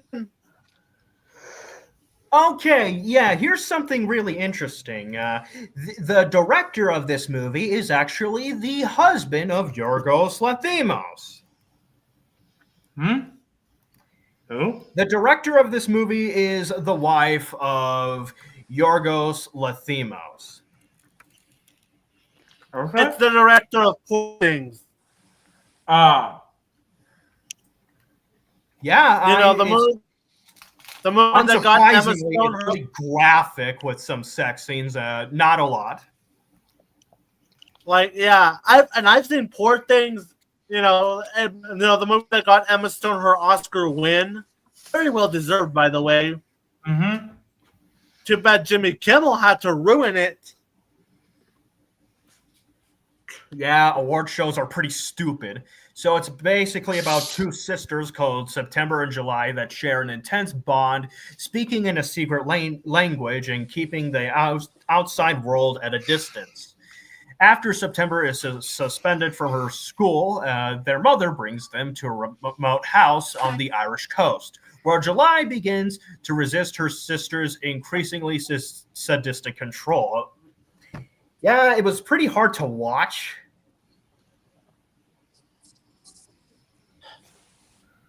Was it good? Yes. I mean, it's the wife of Yorgos Lanthimos, so of course it was good. All right. So the next one, I should review the next few movies because there's two of them. There's a few I bring that out of my chest. All right. The first one I'm going to be talking about in a while was a movie called Demon City. You know what I like to call this one? I'm going to go ahead and head out so Fedmaster can come back in. All right. Do you have any See ya. other films to review? Like, all Demons- right, so this it's basically Japanese John Wick, Ah, Oh, and it delivers on exactly what you expect. Some good card, some good action, some and the lead actor definitely gives a good performance. There's nothing much you can go with this one. It's definitely one of the rare movies you can find on Netflix. It's in Japanese, but you almost likely know exactly what's happening. mm-hmm. The next one I saw was a movie called The Uninvited. For those who don't know what the Why does premise that of sound familiar? all right, Rose's life is turned upside down when an elderly woman arrives at her doorstep, claiming the house is hers. As the night spirals into chaos, Rose is forced to confront her insecurity while navigating relationships from her past and present. It stars Walton Goggins, Elizabeth Racer, Eva Demenci, Rufus Sewell. So I think the one person that actually got me interested in watching it is Pedro Pascal. Yeah, apparently the internet hates him. for Because what? he's been in a lot of movies. Samuel L. Jackson's been in a lot of movies, but I don't see people hating on him. It's true. Yeah. And all because he dared to side with Rachel Zegler. And speak out against J.K. Rowling. Seriously, why are you pointing at him? He's right. Mm-hmm. Yeah. And of course, Pedro Pascal is definitely the highlight of the film because he's probably the one actor that I remember him for. And thus, he was the only character that actually kept me a little bit invested in an otherwise forgettable drama. That it's basically a link and you'll miss it. This just proves that Pedro Pascal can definitely be a good dramatic actor, and we'll be seeing that again later in the month. Mm-hmm. Fantastic Four. Mm-hmm. So yeah. All right, the next one from Ryan is Yeah, it's a David Cronenberg movie. Oh boy. I need to watch more of his work. Okay, so ever since the death of Karsh's wife, a prominent businessman, he invents on a revolutionary and controversial technology that enables the living to monitor their dear departed in their shrouds.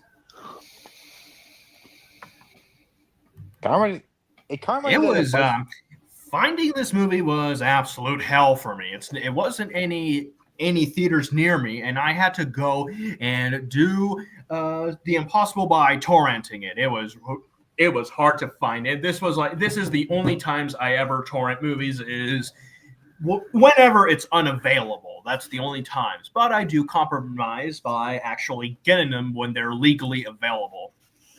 Yeah, there are times when sailing the seven seas is understandable. Yeah. It was this and September Says. That's how I watched it. okay. David Cronenberg directs a movie. Mm-hmm. Yes. All right. Yeah. The next film I watched was a movie called Sneaks. Oh God! I heard about this. I've heard about it.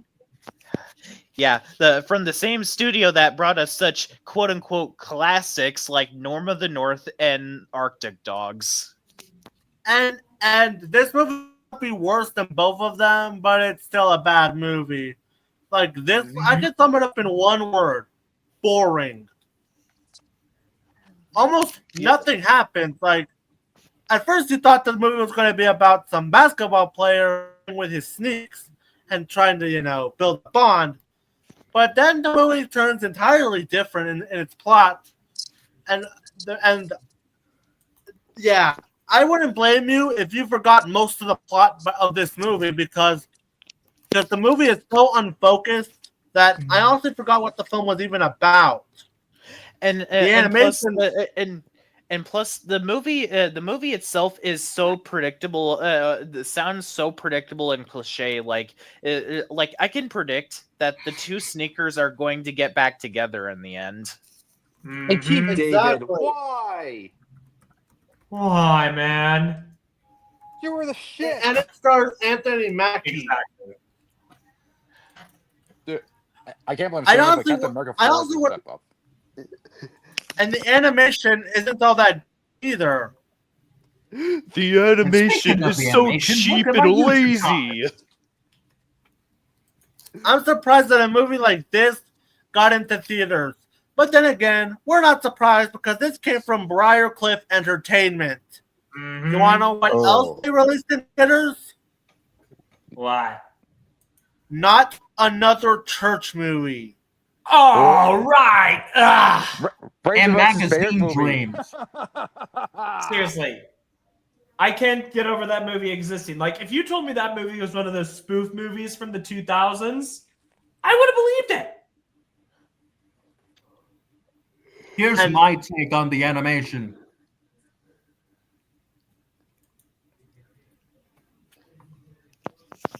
The animation. cheap and lazy. It's so cheap and lazy. I mean, looking at the trailers, it certainly is. Mm-hmm. Like, hey, Trolls Band Together Fan 2001. For as much as you shit on Spider-Verse for the cheap and lazy animation, why don't you come look at this instead? Mm-hmm. Then again, he'll probably say that he'll like the movie out of spite. Right. Yeah. Bright was originally the home of Global Road Entertainment, which was formerly under the name Open Road Films. Mm-hmm. You know, I mean, Open Road they've done- Film. Open Road has done some pretty good movies. Yeah, but in terms of animation, they only released 2 animated features: The Nut Job, Nut Job 1 and 2, and Spark a Space Tale. They almost released Arctic Dogs. And instead, it was given to Entertainment Studios, which was a now defunct studio who was responsible for 47 Meters Down, and that was under their Lionsgate brand. I mean, they have to have a home somehow. Right. Yeah. What is it with Lionsgate releasing terrible animated movies? So yeah, Sneaks. I honestly would have rated it lower, but the only reason why it's only a 1.5 out of 5 for me is because there's almost nothing worth remembering in this movie. To the point where if you were asking me what I remembered about Sneaks, I'd rather be shocked. Ooh. Yeah. Yeah, and plus, you can predict the movie by saying the two sneakers are getting back together at the end of the movie, and that's basically the entirety of the film. And plus, this is also a X does things that that humans don't know that they're doing kind of premise. Mm-hmm. That's been done to death. This is yet another. Yeah. I'm surprised stuff like this and Ryan's World are allowed to be in theaters. But yet, films like Luca only got the streaming treatment. Or pretty Well, much at least they any were- independent film that didn't get a theatrical release. Well, then again, Luca was able to get a theatrical release like back in 2024. Right. Right. Yes. Or any independent film that gets stumped on streaming. Yeah. So thankfully, the next anime movie I'll talk about is far better than this, and that is a movie called Colorful Stage the Movie. A Miku Who Can Sing. I haven't seen it. I haven't heard about it. Yeah, I've heard of it. Though I do know about Hatsune Miku. I know about I it, do too. know about a bit about Hatsune Miku. I only know about its existence, but I never really knew much about the source material it was based on. But yeah, this movie was actually quite good. Granted, this is definitely the film where you will be kind of lost if you're not more familiar with the source material it was based on. So unless you want to know exactly how to stick to the movie story, you might likely need to look into the source material beforehand. Mm-hmm. What's that crunching I'm hearing? Oh, that's me. I'm about to eat supper. Ah, all right. Oh. I'm having chili, and I have crackers with me. Oh, okay. Ah, okay. Yeah, this movie is quite good. The animation is fantastic, which is part of the course for an anime movie. It should always be fantastic. The soundtrack is quite good, and of course, the characters are definitely likable and definitely worth rooting for. But yeah, I quite enjoyed myself watching the movie Amiku Who Can't Sing. And unlike Sneaks, this is the one that deserves to be in theaters because we need more anime movies in theaters. Yeah, I mean, back in 2023, we did get have The Boy and the Heron, though. Yeah, that's true. Right. All right. True. So yeah, the next movie came from Smoking Wrecker. My time has come. Okay, I played the game, so just bear with me. It's about some kids, some high schoolers go to a cabin in the mountains during winter, and they are being hunted because Josh, who is one of the characters, his twin sisters went missing, and well, they're being stalked by a monsters, and a serial killer. Mm-hmm. And it's a pick your own adventure game. I can understand. How do you make that? How do you adapt that on the big screen? To make it more like the love child between Happy Death Day and Cabin in the Woods. Why couldn't they adapt why couldn't they make it about the Sand and there's Wendigos? And no, Marvel fans, this is not the same monsters that Wolverine and Hulk fight. These things look like if Gollum got stretched out and have razor sharp teeth and can pierce your eyeballs with their thumbs. Seriously, those Wendigos look scary. Like I have to do research on the real Wendigos, but I'm sorry, but this film is just horrible. The screenplay is awful. The characters are bland, forgettable. I can barely remember their names. Well, except for one, Clover. And that makes you want to watch Holy Spies instead.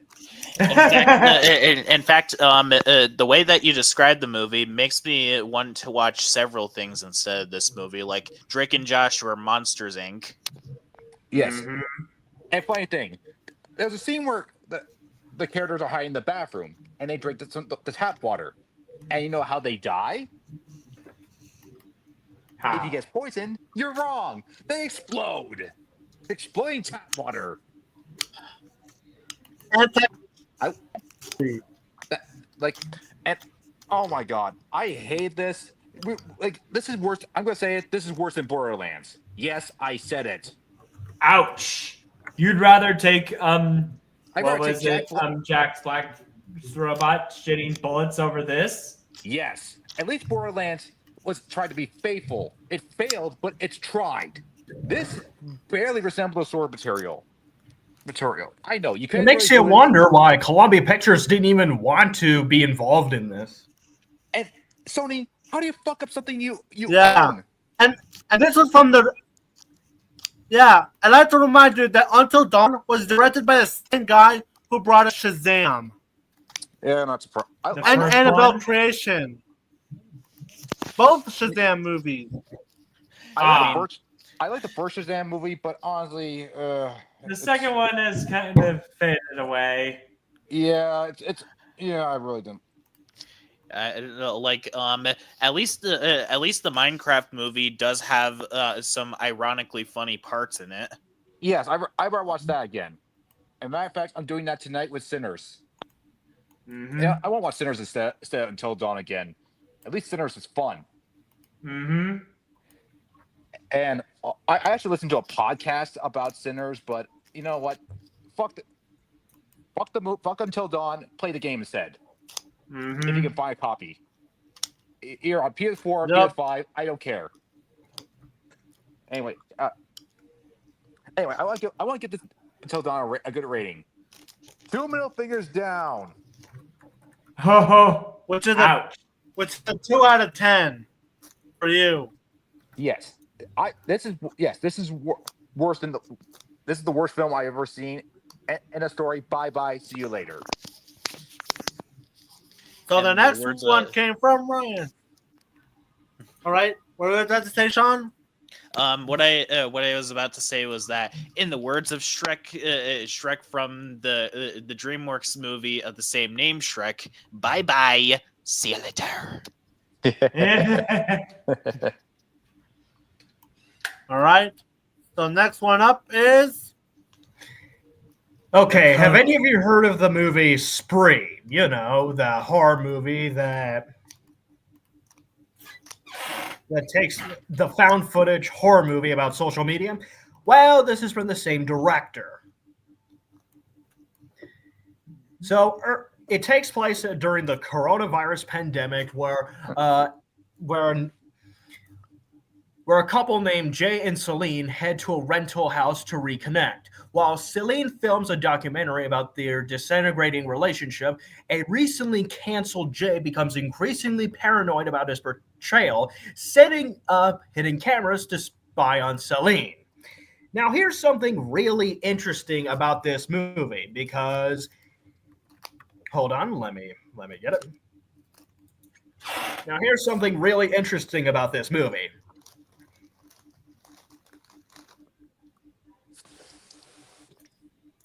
Yes, this did get sent to the MPAA. And oh man, it certainly deserved it. Mm-hmm.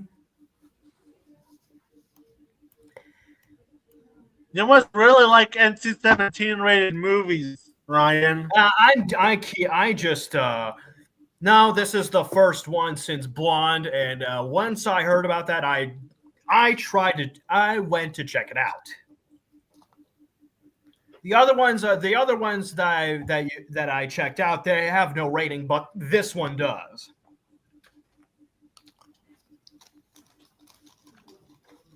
Yeah, this is the first to be. This is the first NC-17 rated movie on this show.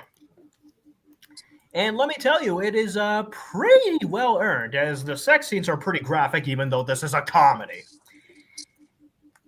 Now, one thing to note is that there are some fake TikTok videos that are obviously fake and obviously played for laughs.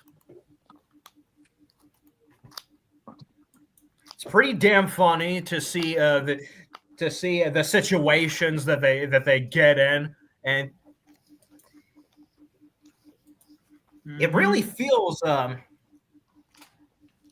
hold on, let me yeah, it really feels like a YouTube documentary video, like with the low camera quality, and it was certainly effective. And okay, to keep it short, I really did like it. Oh, okay. All right. Oh my. Next movie, or next film I watched, a movie called On Swift Horses. Great, going. It stars Daisy Edgar Jones, Jacob Eldore, Will Diego Calva, and Sasha Kali. Mm-hmm. Yeah, and this is basically one of the movies I decided to watch before Pride Month hits. So yeah, this is an LGBTQ plus movie,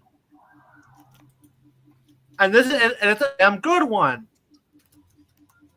as we basically see, as basically this movie's focus is on two LGBT couples, Muriel Edwards Walker and Sandra, both played by Daisy Edgar Jones and Sasha Calle. Meanwhile, on the other half, we have Julius Walker and Henry, both played by Jacob Eldori and Diego Calva. They all give pretty solid performances. And as we explore their relationships on each side, it was actually quite intriguing to watch. Despite the admittedly clunky pace for most of the movie, as I kind of thought the movie could have ended sooner, I still think it's worth at least one watch, especially for Pride Month. So yeah. All right. The next one from Ryan is. Oh yeah. I think me and Razorek saw it. I didn't see it. I was caught up with other things. Okay, it's another. And I thought about seeing it, but I saw that it was mixed reception and being selective with what I see. Yeah, for an animated Netflix movie, this is not so bad, but I don't get why people are absolutely hating on this thing. I mean, go on Letterboxd. There are people hating on it, but I don't really see the reason why. Okay, yeah. Basically, I enjoyed it. Yeah, I try to look up what the source material is about. Because I guess people hate it because it wasn't very faithful to the source material. It wasn't probably an honorable adaptation. Although, I don't really know much about the source material in question, so I can't really make an informed opinion about that. And plus, don't people realize that the movies that Disney made aren't really faithful to their source material because of their dark themes getting removed? Yeah. Like The Little Mermaid the original ended with the mermaid dying. All right. So yeah, the next one was also from Ryan. Wow. So basically, it's about a photographer's road trip that takes a dark turn when he befriends a reckless couple, plunging him into a nightmarish neo-noir spiral of unpredictable horror. And unpredictable horror is right. The violence is pretty damn brutal. Okay, let me think what else. Let me think of what else. There's apparently a sexual threat where a woman is kidnapped and forced to watch the taping of a porn film. It wasn't that comfortable, but yeah, there was a point to it. It wasn't gratuitous. Holy hell, this was certainly quite an experience, but I did like it. All right. The next one came from Razorek. Fight or Flight. This film, I originally had no plans to see this film, but I came across some people as I was leaving the theater, and they said that they saw the film and they said they liked it, and I figured, you know what, I'll check that out next day, and I did, and I had a good time. The film, it's basically, it reminded me a lot of Bullet Train, only on a plane instead of a train, but it does a lot to stand on its own merits. It has some fun action scenes. The best one was the climax that involved a chainsaw. And yeah, I had a good time. Though I did feel some parts, some of the pacing was off in other parts. But if you're looking for a good time, I recommend this film. All right. Next one up. Oh, Fear Street Prom Queen. Oh, see, I enjoyed the Fear Street trilogy from 2021. And so I was looking forward to the next installment. Unfortunately, it was underwhelming. The only thing, there were a few things I liked. I mean, besides there was non-intentional hilarity, but I mean, hey, I'm taking everything I could in this mess. And I like the 80s aesthetic and soundtrack, but that was as far as positive went. Like, there was nothing really special with the kills. There was nothing and like the cast, while not terrible, was not compelling, and while I mentioned the unintentional hilarity, it kind of negated things. See how the unintentional hilarity is a double whammy? Not to mention that it's pretty gratuitous.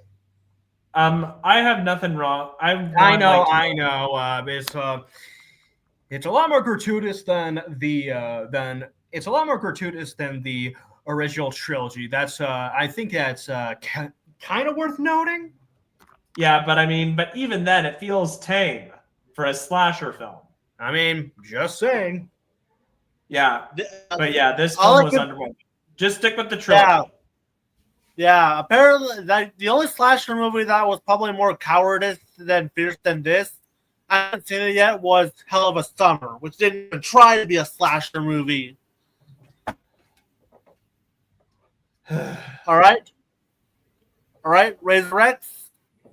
Oh, Fountain of Youth. I saw this with my parents because my mom, she loves John Krasinski, and I love Natalie Portman. So I watched it. This film, it's a harmless watch. I mean, sure, the CGI could have looked better, and the twist villain, it had a twist villain that when you put things together, you totally saw it coming. But it's a harmless watch. I mean, not Krasinski and Portman carry the film. They have great chemistry. Like, I would have believed that they were siblings. And yeah, if you're into adventure movies, I'm sure you'll enjoy it. Yeah, and it was directed by Guy Ritchie. I was about to say, oh look, another Skydance movie on Apple TV. And it's directed by Guy Ritchie, who I guess might make any movie have a sense of value. He's directed some movies I like I directed The Covenant, and I like that. And what was it? The Gentleman, I like that too. Yep. So yeah. Fountain of Youth was an okay movie. Next one up. Karate Kid Legends. Okay, I'm not the most caught up with the series, but I thought that this film was a harmless watch. I mean, I liked how it honored the legacy of the first movie, and the cast carried the film. They had great chemistry, and they played off each other well. I mean, it had Mulan as the mother, and it had some cool visuals. It had some animated sequences that were cool. So yeah, and it was a harmless watch, but I can understand the issues people have. But I think it's a harmless watch, and I'm sure fans of the series will enjoy it. All right, what's next? Tornado. This film, I was just okay. I really wanted to like it because it had this special style going on. I really liked how let you absorb the atmosphere in, and you could see the clear influences. But I don't know what it was. It was just I will say the climax was awesome, but it was just I just can't place it, but it just didn't have this thing that couldn't hook me as much as other films. But if you're into these kind of films that it is, I'm sure you'll enjoy it. All right, next. And one more movie left. This one came from Ryan. Okay, so this marks a first for A24. This is their first movie to be rated G, and considering the educational nature of this film, it's not really a surprise. So basically, this is an extraordinary journey through the material that makes up our habitat, concrete and its ancestor stone. Interesting. Though while the movie doesn't come out until August 1st, I was able to watch it through Sailing to the Seven Seas since it wasn't out in the US. I mean, you must really like sailing. I mean, I only do it for things that are not released in the US. If it's something that's already out, I would never do it. Right. I'd rather wait until it actually comes out. Only some exceptions I will. I mean, yeah. it explains itself. I mean, it's a documentary. I shouldn't keep on going, but I did like it. All right, and that covers every movie on the show we have. And Oh, now yeah. it's time for this. Oh yeah. However, okay, I have we a have YouTube comment here.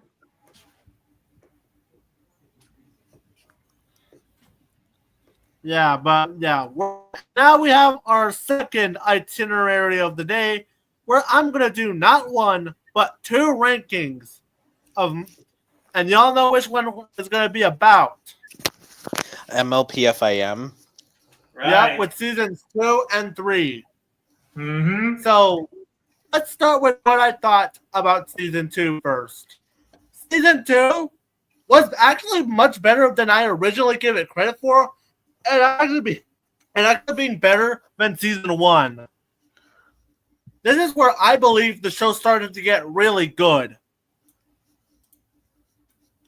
As not only have we finally addressed the letter system, and now everyone gets a chance to learn a lesson, but this is where we mark the point where the characters start to become a bit more defined, and it definitely started to have a lot more enjoyable episodes as a result.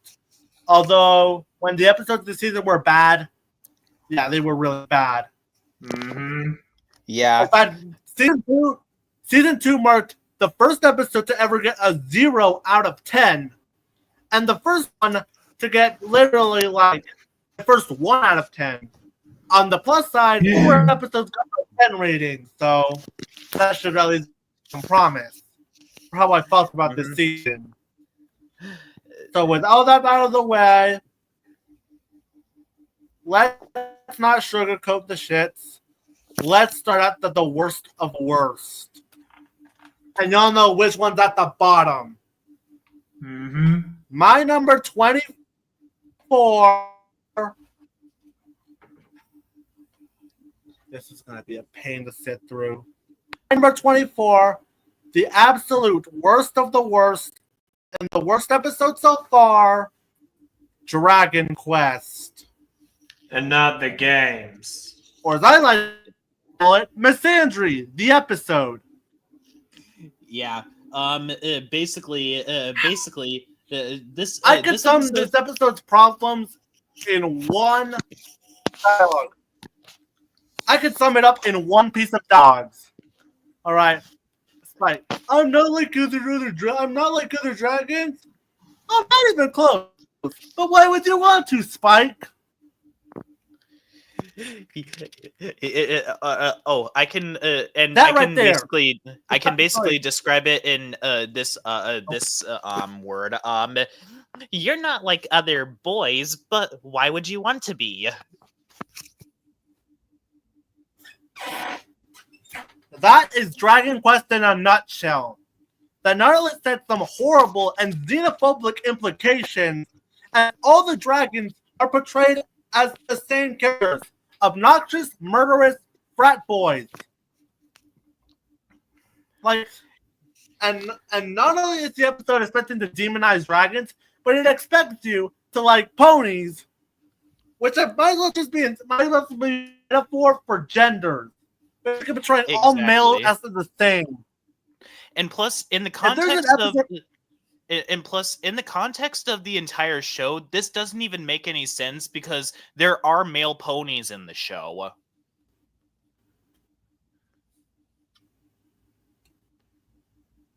And not to mention, later on, there would be female dragons. So the episode using this metaphor makes zero sense.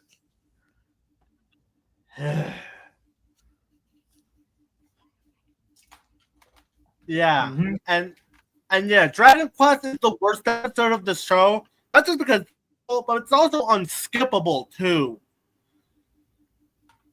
And yet, somehow, the next episode on the list is only slightly less awful, and it's full because my number 23 was my original worst episode of not just season 2, but for quite a while, my worst episode of the series before season 6. The mysterious Mare Duel. As I like to call it, hypocrisy. Mm-hmm. This episode butchers a moral because it expects Rainbow Dash to basically be in the wrong, all because she was quote unquote voting.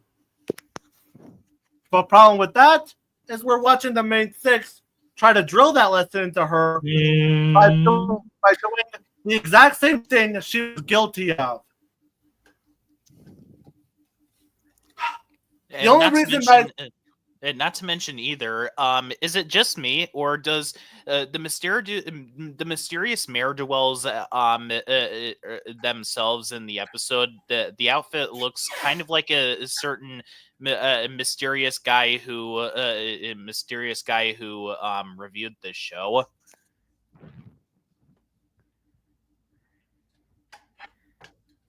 The only thing that's keeping this from a zero is admittedly some of the superhero references. I mean, we do get one from Batman the Animated, so that's kind of a plus. Mm-hmm. And unlike the one in Dragon Quest, this one's at least skipped. So I will give it one thing. And at least this could be a good moral, but that was butchered very badly. Whereas Dragon Quest is just toxic. Number 22, a friend indeed. Hey, you know those bad SpongeBob episodes where SpongeBob stalks Squidward? Well, replace SpongeBob with Pinkie Pie, with Squidward with Cranky Doodle. That's this episode in a nutshell. Yeah, Pinkie Pie, all this guy wants is to be left alone, but Pinkie won't take no for an answer. The only redeeming quality this episode has is the smile song. It's a good song, I won't lie. Number 21 is Mystery on the Friendship Express. Yeah, I like the references, but they're not relevant to the story, which has probably the worst mystery story ever written in anything. Mm-hmm. Not only because of how easy it was to solve them, like the minute we see the cake being eaten, we only knew who ate the cake. Not to mention the fact that as entertaining as the references were, like we see one from Kill Bill, 007, and Vintage Films. There's also a reference to Sherlock Holmes. Yeah, but in otherwise, they pretty much end in pretty much the exact same way. But we all know that the cake was bitten, so they already don't have much of a purpose aside of contributing to the fact that we're watching Pinkie make nothing but assumptions. And the ending was so unsatisfying because literally, why would everyone win one cake that was basically just parts of your old dessert that you made for the competition, which more likely would have been bitten too by the other contestants? So yeah, poorly mystery episode. All right, number 20, the Super Speedy Cider Squeezy 6000. Basically, I liked F Bros, but even they couldn't save this one. As this episode has some broken logic for its story, because in this episode's case, realistically, them making a deal with the F Bros was actually a more viable option. And not to mention either, the running joke throughout this episode that Rainbow Dash is cheated out of finally getting the cider is just not fun to watch. It reminds me of that SpongeBob episode, The Fish Bowl. That episode. Wait. Oh, right. That episode. Yeah. Oh, by the way, and Applejack learns absolutely nothing because she was believed in to right, because the F Bros rushed quality control. I mean, that was a funny line, to be honest. It's the way that I describe people like Diaz Station or in Trolls Band Together fan 2001. Yeah. All right. Number 19 is Baby Cake. This episode is one joke. Pinky trying to take care of obnoxious babies. Yeah, there's not much to this episode for me. Number 18 is probably the most overrated episode of the season, Luna Eclipsed. Whatever came from Luna, his introduction, is ruined by one character and one character alone, Pinkie Pie. Then, this marks as like the 5th episode where Pinkie Pie managed to ruin an episode for me.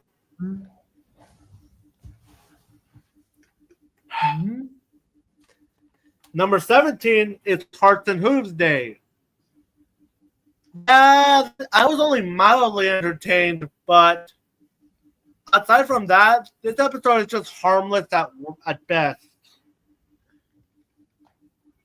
Number 16, the Cutie Pox. Not much more to say about this one. Number 15, Sweet and Elite. An episode that definitely tests rarity generosity. Although I kind of wish that it was just better paced through. Number 14, It's About Time. Probably an episode I can definitely identify as someone who keeps worrying about the future, which is something that I can attest to, especially this year. And if you can get past Twilight being a little too dumb to ever realize that she's becoming future Twilight, there it is enjoyable. And Pinky and Spike alone definitely carry this episode. Especially Pinky, who I've been more harsh towards her this season. All right. Number 13 is Putting Your Hoof Down. Probably the most overhated episode of the entire series up to that point. Yeah, someone who is quite mysterious indeed said that this episode put him in depression for 2 days. And while, yeah, it's a bit contrived, and the fact that they choose to blame Iron Will, yeah, wasn't a good move. I actually like seeing this new side of Fluttershy once she actually learns how to be assertive. And it actually has a good moral about not mistaking assertiveness for aggression. And plus, I actually love the part where Fluttershy practically told off both Pinky and Fluttershy. Like Pinky and Rarity, like, holy crap.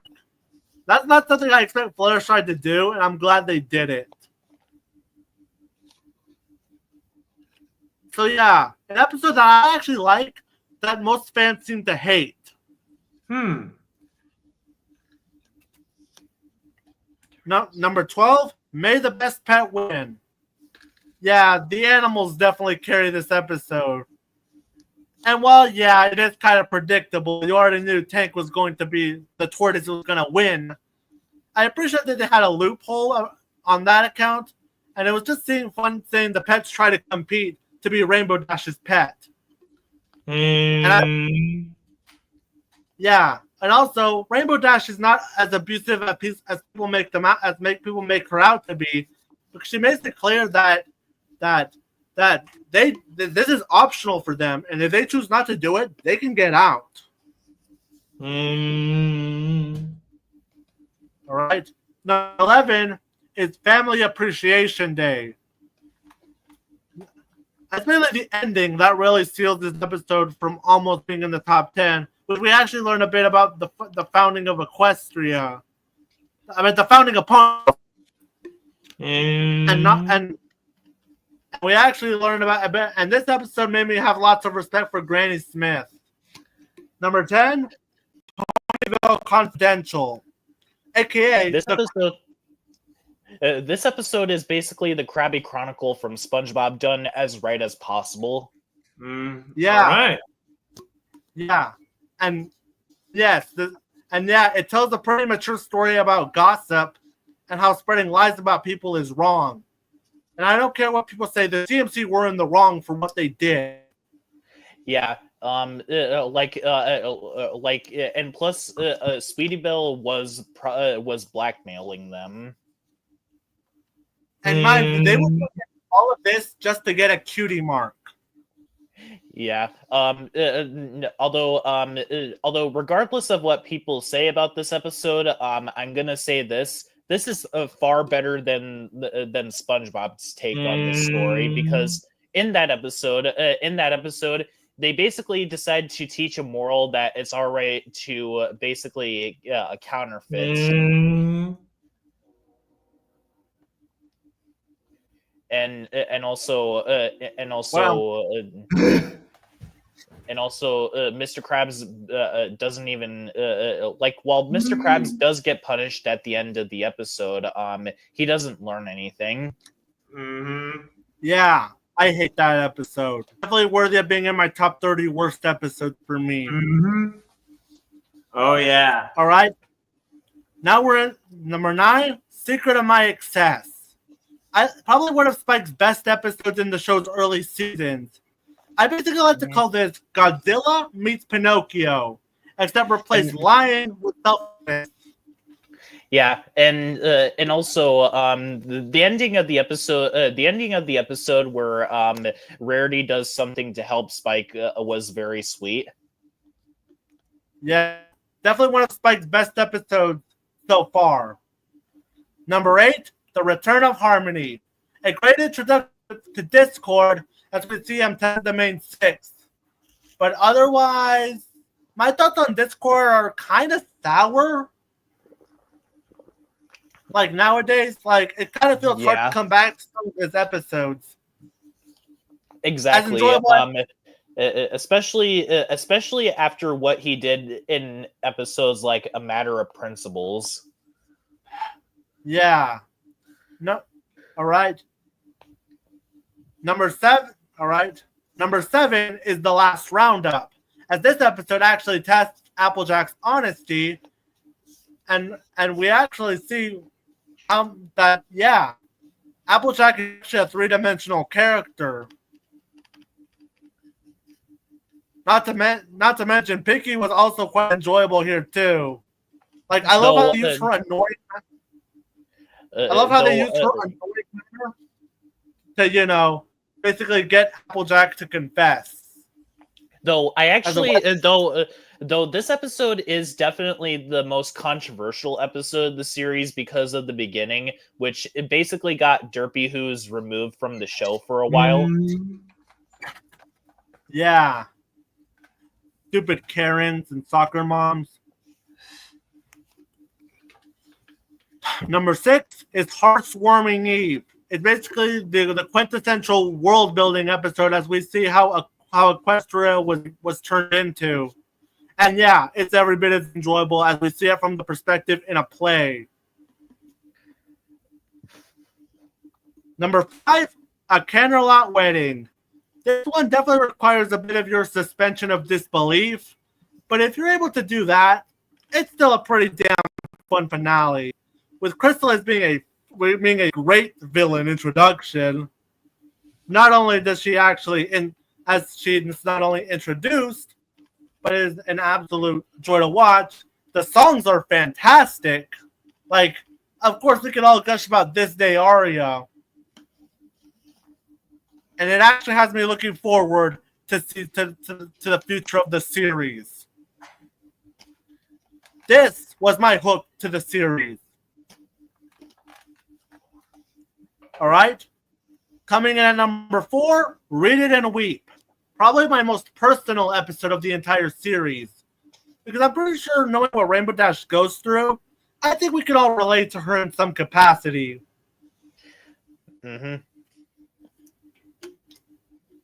Basically, this episode might be a parallel for Bronies, which I could actually see the parallel for Bronies.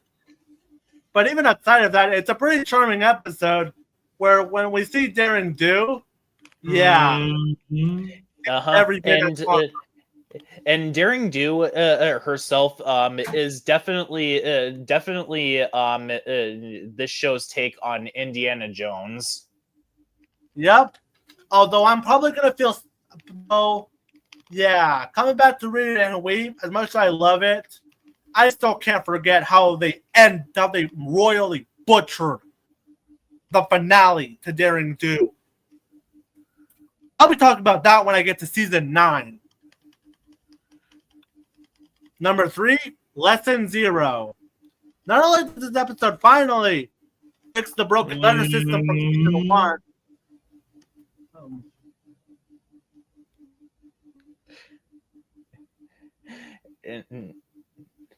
as it not only does it finally break the letter system of the series, but actually push forward for others, twisted and hilarious. Yeah, and also it's definitely one of Twilight's best episodes. It's definitely understandable for her to be freaking out this much because of the fact that she doesn't have any because of the fact that she doesn't have any problems to fix. She becomes freaked out because she's worried about her basically being brought back to kindergarten. Yep. My number 2 is Hurricane Fluttershy. Basically, Shy at her absolute best. Yeah. Fluttershy is my personal favorite of the main 6. Yep. And not only do we finally see her tackle her fears and insecurities throughout the episode, and how she actually asserts her, how she basically transfers her aggression onto herself, but we actually see her actually trying to make an effort, trying to be as fast as possible to for the whole, basically trying for the weather patrol ponies, who tries to make a giant tornado in order to get all that water up to Cloudsdale. Yep, and my favorite episode of season 2 is Sisterhood Social, aka how to write actually good sibling characters. This episode is realistic, raw, and honest with itself. Not only do we actually see Rarity and Sweetie Belle's relationship, sisterhood relationship, pretty much turned into frustration, but not once do you ever see them as the villain in any capacity. You actually understand where they're coming from. And yeah, this episode has many fantastic lessons, especially the concept of being a sibling means you have to you need to learn how to give in. It's a give situation. And this episode ends on a wholesome note that of all the episodes in season 2, this is probably the one that's probably going to hit the hardest for anyone who has gone through this kind of relationship with their siblings. And I can't stress how much I adored Sisterhood Social. And it deserves its spot as my favorite episode of season 2. And now it's time for season 3. The shortest season of the entire series. Yeah.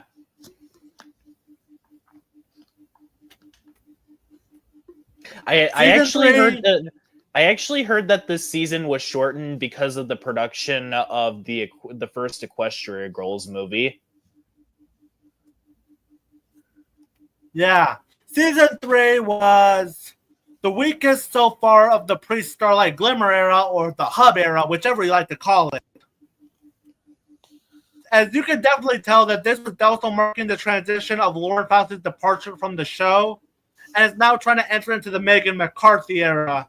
And you can definitely tell that, and part of the people thought that this would have been the final season they would work on, but thankfully it would be proven that they would have another season on their hands. But overall, with only 12 episodes, isn't really much worth ranking. So let's get on with the bottom of the barrel. My number 12 is One Bad Apple. It's worse than Mysterious Ne'er-Do-Well. This episode basically teaches a moral to children that you shouldn't go to adults when someone is bullying you, which is just a harmful thing to teach. Yeah, not to mention, it basically teaches kids that if you try to stand up to a bully, you are a bully yourself. Meanwhile, this episode expects me to sympathize with said bully, aka Bad Seed, because, get this, was quote-unquote bullied in Manhattan. I'm sorry, I feel no sympathy for Babseed whatsoever. Yeah, this is the same logic that this is the same logic of certain cartoons saying if a kid bullies you, that means that they like you. Like no. The only reason why it's not a 0 out of 10 is because of the Babseed song, which is actually quite catchy. But otherwise, this episode might be one of the worst episodes in the concept of morality. And it actually offends me as someone who has been a victim of bullying. My number 11 is probably my guilty pleasure, and that is Spike Your Service.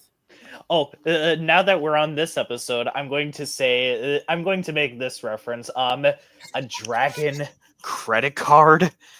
They gave him a dragon credit card. They had the balls to give one of the greatest dragon characters of all time a dragon credit card. No, does not copy out. Yeah, and this episode, objectively, it would be the worst episode of the season, but I'm sorry. As illogical, moronic, and cringe this episode is, I actually love. It's actually very fun to riff on. Like, this episode does not give a shit about Spike as a character. And honestly, this episode is actually really funny. Like, barring Spike, the main thing is actually get some laughs out of me, especially a couple of times, actually.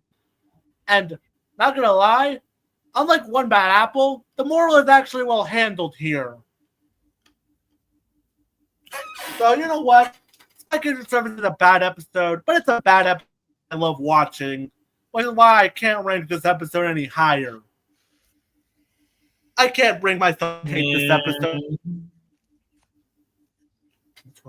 Number 10, Games Ponies Play.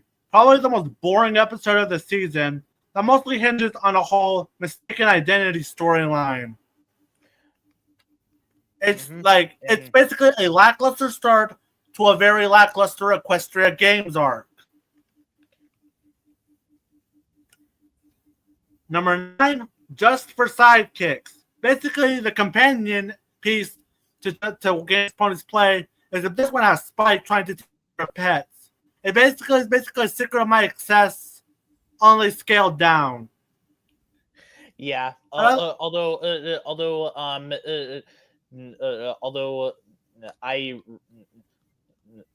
I do think that this episode is a bit underwhelming, to be honest. Yeah, it continues the lackluster Spike episode trend. Number 8, Keep Coming Flutter On. Discord was actually pretty entertainment as we see him torment the main 6 and actually see him take advantage of Fluttershy. And Fluttershy absolutely carries this episode, especially near the end. But yeah, much like what I said about Return of Harmony, it can be very hard. It can be very hard to come back to watching a Discord episode, especially with season 8 and 9. Yeah. Discord was awful in a matter of principles. Yeah, not to mention the stunts he pulled in season 9 as Grogar. All right. Number 7, Magic Duel. We see the return of the great and powerful Trixie, and seeing her actually get revenge on everyone who fucked her over in Ghostbusters, I'm sorry, it was nothing short of catharsis. Especially seeing Sips and Snail get punished. That made me smile. But to the later episode in the series, I would say they're in doubt. I have choice words for that one. But we'll get to that when we get to it. Coming in at my number 6 is Wonderbolts Academy. We actually see Rainbow. Not only does it exemplify the Wonderbolts, everything that they practically are pretty much the kind of team that makes you question why Rainbow Dash would even want to join these ponies. Like, especially episodes after this. But for what we get here, we see Rainbow Dash actually achieve her dream, actually attempt to achieve her dream. And she actually was about to give up being a Wonderbolt for the safety of her friends. That is awesome. Number 5, the Crystal Empire. I kind of wish Sombra was in it more, but I actually love the character development Twilight and Spike get for this two-parter, and we actually do get a bit of world building regarding the Crystal Empire. My number 4 is Apple Family Reunion, probably the most underrated episode of the season, as we see Applejack's family, and actually learn a lesson that Applejack definitely needs to learn, and that's the whole family events are not the time for planning. And yeah, Race This Barn was a banger. Race This Barn, 1, 2, 3, 4.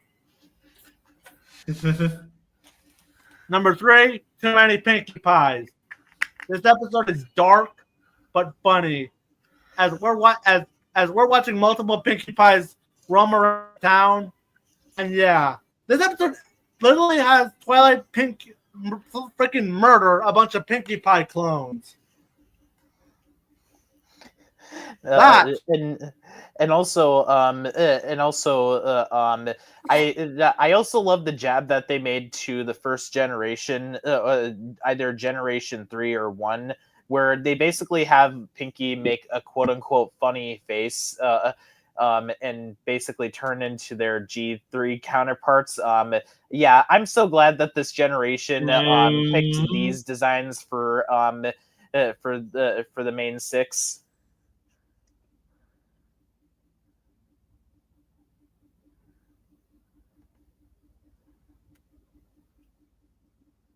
Plus in Ponyville.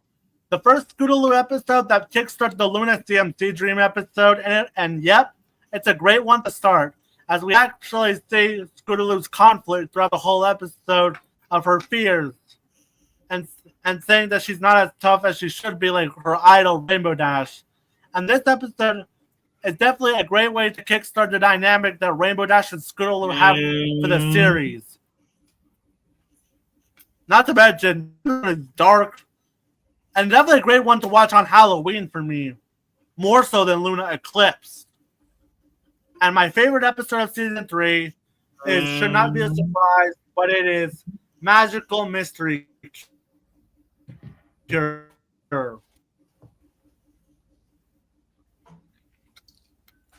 Basically, all they want. Alicorn Twilight was actually a great change for the series going forward. And despite the fact that I kind of wish it was a two-parter instead, for the 22 minutes we got, this episode's story was definitely on the ball, as the songs are actually quite enjoyable, quite good, and this episode finally comes full circle from Twilight's character arc, going from a unicorn to an alicorn, as we see all her development come full circle. A banger way to end a very short season. Yep. And that does it for My Little Pony season 3. Nice. Yeah. I actually I heard that the reason why, as I stated, I heard that the reason as to why season 3 was so short was because during this season there was production on the first Equestria Girls movie, and so that ended up taking their priorities over season 3. Yeah. But anyway, the next season that we'll be talking about is season 4, aka definitely, and that's where I believe, yeah, definitely a great way to exemplify the series. And hopefully we'll talk about it more when we actually do a series retrospective on it soon. All right. It's basically the way that they closed out the pre-Starlight Glimmer era. Yep.